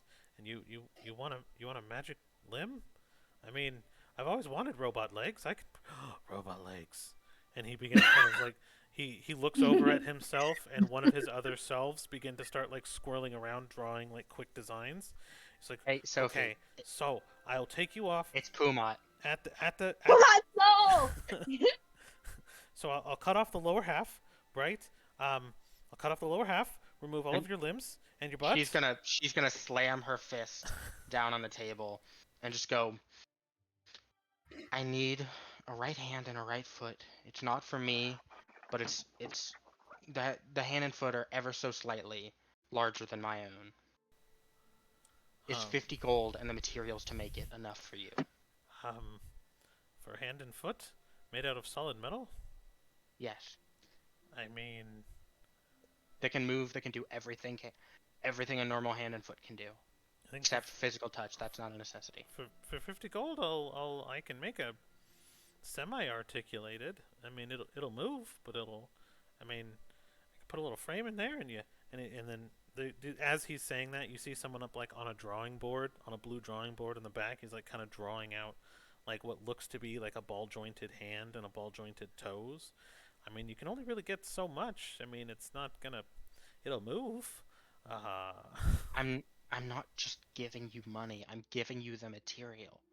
I can make the hand and the foot myself. I need you to make them work. hmm. And he kind of looks down at the 50 gold. Um, not heavy enough. Needs to be at least 5 times heavier. And he kind of like shakes the bag and sets it back down. I can't do that. Trades? We do trades? What do you trade? What do you have? I swear if you trade my stuff. I'm not gonna trade shit. Here's some body parts. Rain, that wasn't even Kiddos. That was Charisse. I can tell. I know. The line is thin, but I can tell. I mean, for 50, I will give you blueprints. Blueprints And- to have them made and run. Can they be run without magic? There's things in this world. I mean, you're familiar with Steam, yes? Can they? I refuse to use Steam. Can they be run without magic? Run without magic.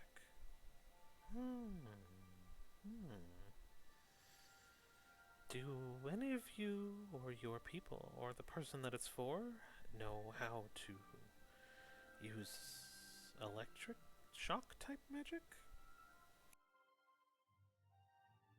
I know a little bit. You may be able to my God. charge them. Bye. So good. Yes, we could probably work out a way to charge them. But you're talking about a magical gem capacitor that you'd have to carry around along with the foot and hand, and they may move. You would just have to charge them every day or so. So yes, the catalyst stone, and he kind of starts counting. It's like that would probably be, yes. And then so now the person just kind of like annoyingly himself, he looks disappointed in himself, wipes off what he's written on the board already, and then kind of gets another kind of blueprint out. And he's like, yes. And he's like, okay, so catalyst, stone, probably at least 600. Plus the material. Wait. You're giving me the material. We own the stones, guys. Probably We literally own magic stones. Probably We around have- 1,000. We own magic stones, guys. Now, and he We kind have of the magic stones. he kind of wraps his hand over your shoulder and be like, now look, this is my best work. And he says, you have a catalyst stone. The stone itself holds the charge. The charge will dispel throughout the day every time you want to move the hand and foot. What do you say? And even with your lamp post, and he knows exactly where the lamppost came from. Like, it's a part of the city. Mhm. I'm not going to ask why or how you attained it. But yeah. So for Catalyst Stone, probably about 600 gold value worth of size. We could probably, you have to charge it yourself every day, but have a moving hand throughout the day. And he kind of shows you, he's like, these are the cables that'll attach to the hand and the foot. And then you can move the little toesies and little handsies. Ah, yes, this will be good work. You can't have the blueprint. I'm going to sell these. And he kind of then signals to his other versions of selves who then drop what they're working on and begin kind of like putting together a foot and a hand kind of made out of like other materials. So about 1,000. 1,000 good? We can do 1,000 if you don't want it steam powered. If I couldn't do 250, how am I gonna do 1,000? I mean, how much do you want for your hand and foot? No. No. You start pulling out the other hand and stuff I have body parts. I have a mechanical heart. Oh my god.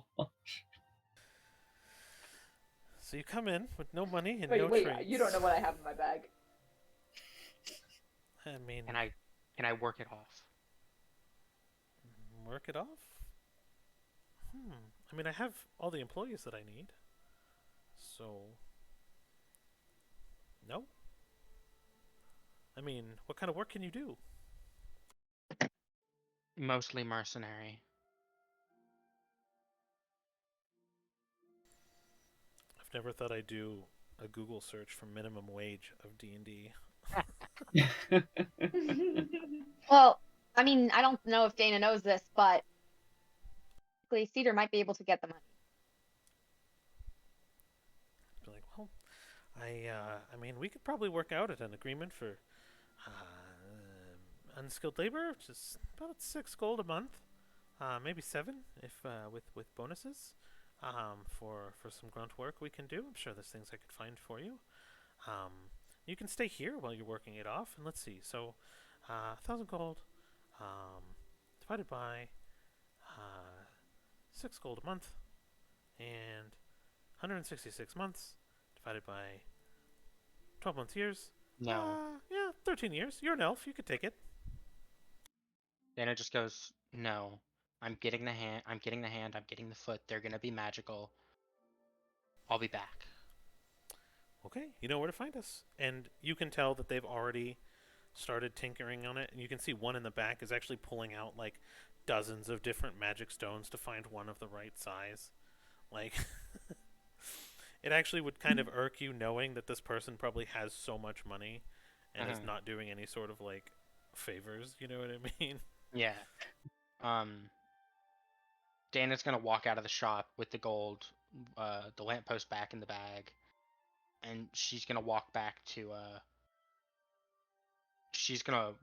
the temple, thinking that's where everyone is. Alright. Nope. You find the temple only really with the clergy, and things like that. So you can make it back fairly quick. Cedar's still waiting up for you. I'm gonna ask George, assuming George is still there, if he knows where everyone went. Let's see if he was paying attention. Or eavesdropping, because that's probably more likely. Yes. Given the 24 he just rolled, he was eavesdropping, let's say. And he gives you the name of the inn and kind of basic directions, no problem. Okay. She's gonna just give a nod and walk off in that direction. And when she enters the inn, she's gonna start looking for Cedar. Yeah. I mean, I as long as she wasn't waiting in a room, she's pretty easy to spot. Yeah, no, she was kind of waiting in the, like, kind of close to the fire. Over here. Actually, right here. She's kind of like sitting on the edge, kind of like looking at a book. Kind of reading, but like, you know when you're reading, but your eyes are just kind of skimming over the page because you're like distracted? That's the kind of reading she's doing. So spoken like a true college student. Dana's gonna walk up to Cedar and go, I need money. We need money. I can fix Gale, but we need money. Okay. I think I know where I might be able to get some. I personally don't have a lot right now. I have like 4 gold, which I will give. But I think I know where I can get some. Because apparently we own that boat. So if we own the boat, theoretically I own the guild. We own the guild, but I used to be part of it, so they'll probably listen to either me more or honestly you more because you're scary in a good way. I'm fun scary. Yeah, fun scary. Dana has a -1 to -2 to intimidation though. Well, -2. How? Okay. A 6. Yikes. So, yeah, I think I can get you some money. And even if not money, George said that, Stelius would have been able to work out a deal, so I can probably ask around and see what resources he had. Since I guess they're mine now. Business partners, right? Let's move. Let's move. Let's go. Oh, to the hideout? Yeah. The others are asleep and I still haven't slept, but yeah, sure, let's go. I think. Does Kenneth hear Dana come in? Translate state, other room. It's going to be a really hard perception check, but you can try it. Like discerning it out from the other rabble. Nope, I don't hear shit. Okay. Yeah, I was like discerning it out from the other rabble and stuff like that would be kind of difficult. Let me see though. I swear. So My bag back. Magic shock open. You transfer 4 hours, right? Yeah. Yeah, you'd still be transfer probably another 45 minutes, an hour. Um, but yeah. I swear, I wake up out of my trance. You're not there. I'm going to. Kidis is gonna freaking lose it. Well, that depends. Where's Kittis in her trance? Is she in a room? Is she out in He's in public? her room right now. Yeah. Okay. And I Uh, think Gale would be sleeping as well. Oh yeah, Gale is Mhm. is trying to sleep as Yeah. much as he can. do we want to wait for the other two, or should we head out now? We're leaving now. I'm not waiting. Okay. Yeah. Better to make sure that the power vacuum is filled before someone else fills it, right? Yeah, let's go. Let's go. And I Our start party does leading. not sleep. I Or will stick need a long together, rest. apparently. I Let's do sit need. together. Like legitimately. When we get back, I do need to go to sleep because I have not slept. That's fine. Oh yeah, you're venturing 2 points of exhaustion right now. Yeah, exactly. Yay. Why am I like go to sleep? Hey, Go to sleep. like me.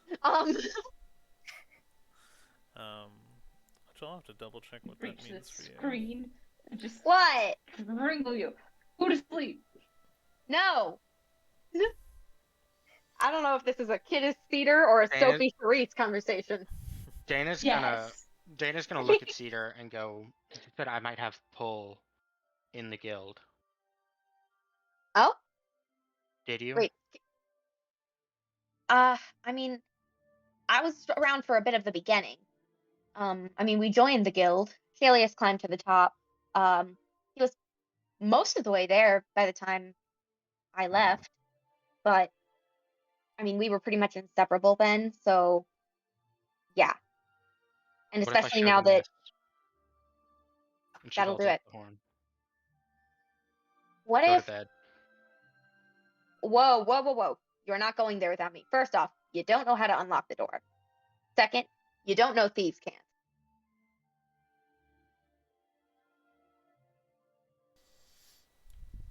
So you I head got out in once, together? I'll get in again. Yes, but that was a group effort. No, it wasn't. It was me and Gale.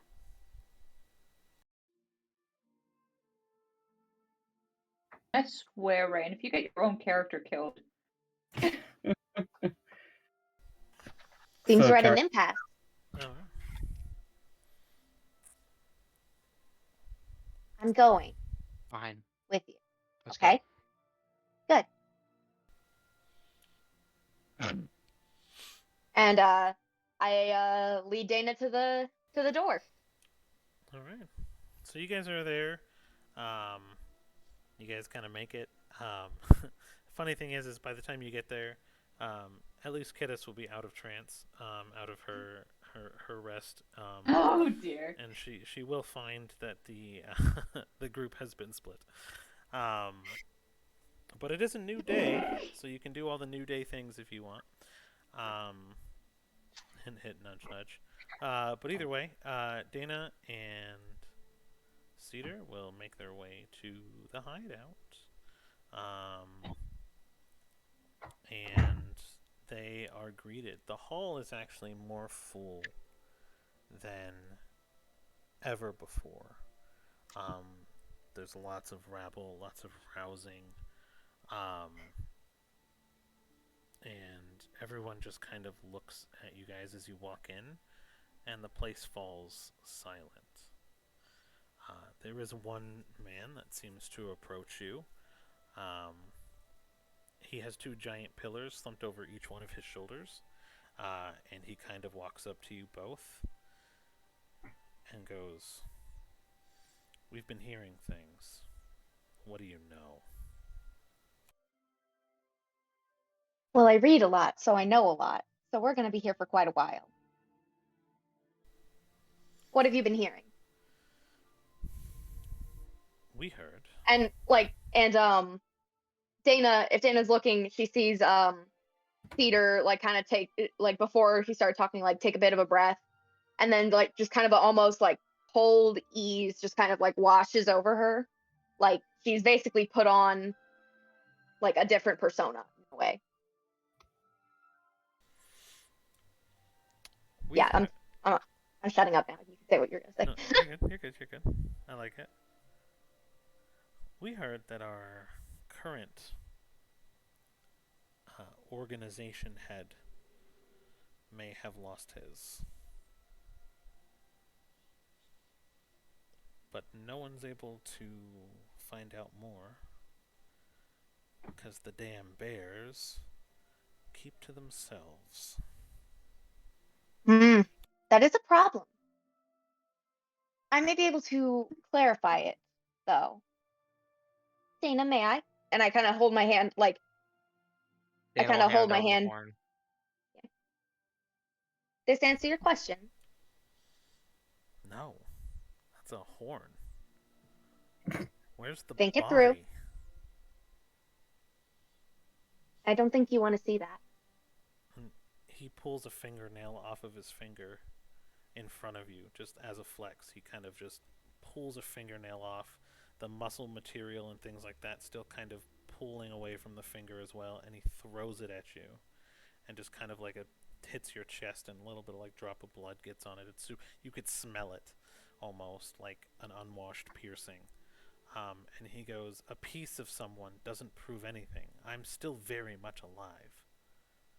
Did you kill him?"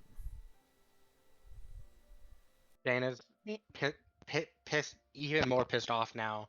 Dana's gonna take the bag, flip it upside down, and just give it a shake and think Shalius. Odds or evens? Odds. Oh my word. Nope, 2. A piece of toast and a golden chalice of water fall out and on the ground. I'm And gonna he- pocket the chalice. Matt, that's mine. No, it's not. You never got a chalice. That's mine. It came out of the bag. Get on the back. Anything over the bag is not mine. And then she's gonna smack it again and go, Where? stupid fucking, and try again. Odds or evens? Odds. 5, thank you. Okay. The woodified body of a transformed Shalius pops out of the bag.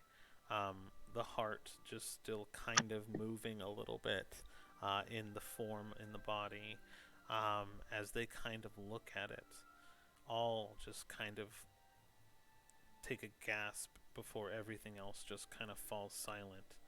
You hear 2 large girders drop to the ground as the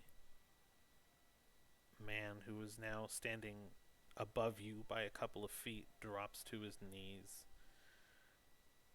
and actually lets out a sob. And I think that'll be a good place to stop the session. I swear you guys left me. I have Oh a my +5 in God. intimidation. You went to sleep. I will let you roll for your daily Right, bag go to if you sleep. want, Yes, I would. because I I think want my stuff. I was only reminding you because I think Chaotic likes the fun. 287. 257? 287. Oh, 87. All right, let's see what's in our 87 here. 87. I think it's 287. Did I say? Yeah, 287. Yes. Okay, so it was 287. Okay. Mhm. It is an empty whiskey tumbler that causes any liquid poured into it to become bourbon. Oh, I now have the wineskin and the bourbon. It's not flask. Yes, it is. Yes. I go to take a sip from my flask. It's not there. I freak the heck out. Oh, I'm so mad though. You guys left me. You guys don't Hard. I'm still there. It's funny because you can actually pour some of your bath water into it, or your wash water from last night into it, and it becomes perfect bourbon if you want. There's Gonna get- so much I could do with this. That is. Oh dear. I love this thing. I want my bag back. I freaking took my bag. This is so Mine. funny. You'll get it Stole back. My bag. You stole my stuff. It's mine. Don't worry. You will get it back. No, Dana took something from the bag that is mine. No, I the know. chalice is mine now. No, it is not. It came out of my bed. Do I see a PvP in the future? I'm also sorry. I totally missed a lot of the messages here that I got from you guys. I did not get the audio No cues worries. from notifications. Okay. Okay, perfect. Sorry. Yeah, I had no idea I was getting messages. But yes, chaotic. We will definitely let you know who gets the next chaotic item. Stealing stuff out of my bag. You are so mad about this. I am. Hilarious. But I think It's my stuff. Where next time we meet, you don't give me back the bag. This is gonna go feral. yes. So just so we can do it on stream before we completely end. Did you want to share your birthday gift with everybody? Yes, it's an egg. It's a dragon egg, I think, What? or pseudo dragon egg or something. Yeah, I solved the puzzle, and it's gonna be. It's wait. Let me pull up the picture.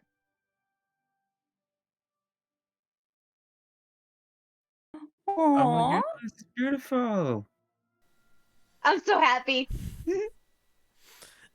It's funny actually. We just finished it tonight. Or this morning, I guess. Well, tonight. Yeah. Jeez, depending on where you're at.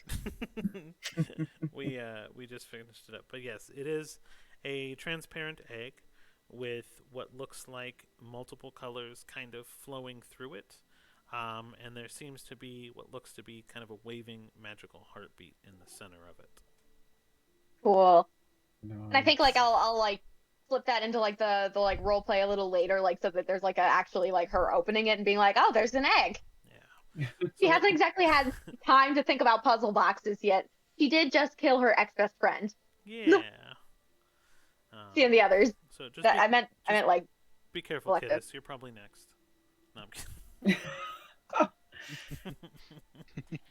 I'm kidding. I'm kidding.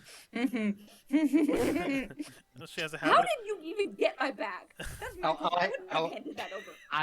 I took it from you like 5 minutes before you rejoined stream. How did you? Who gave Rain permission to have my bag? I was I technically. was Okay. unconscious. Gail was unconscious. I was PCing you at the time for the fight, and I'm not gonna play. I don't know. I didn't want to play any like contesting rules or anything like that. No, on I your would not have behalf. handed that bag over willingly. And Cedar was dealing with the whole feel of body thing. True. Yeah. So I want my bag. right? You Oh, need, my bag. but either way, I'm gonna go ahead and stop stream. DM making drama, of course. So thank you, Chaotic, for the continued support. I will take your advice. I did not know that was a thing, so if I have trouble with it, I'll hit you up later. But yeah, we should be good to go. Thank you you. guys, everybody, for joining. It's a good stream for a lot of people watching, so thank you again. Yeah. Oh, yeah. And I will go ahead and stop stream, and we can do our normal wrap up. Thank you guys for joining. Bye. Have a good night, everybody, and a good weekend. Bye, everybody. See y'all later.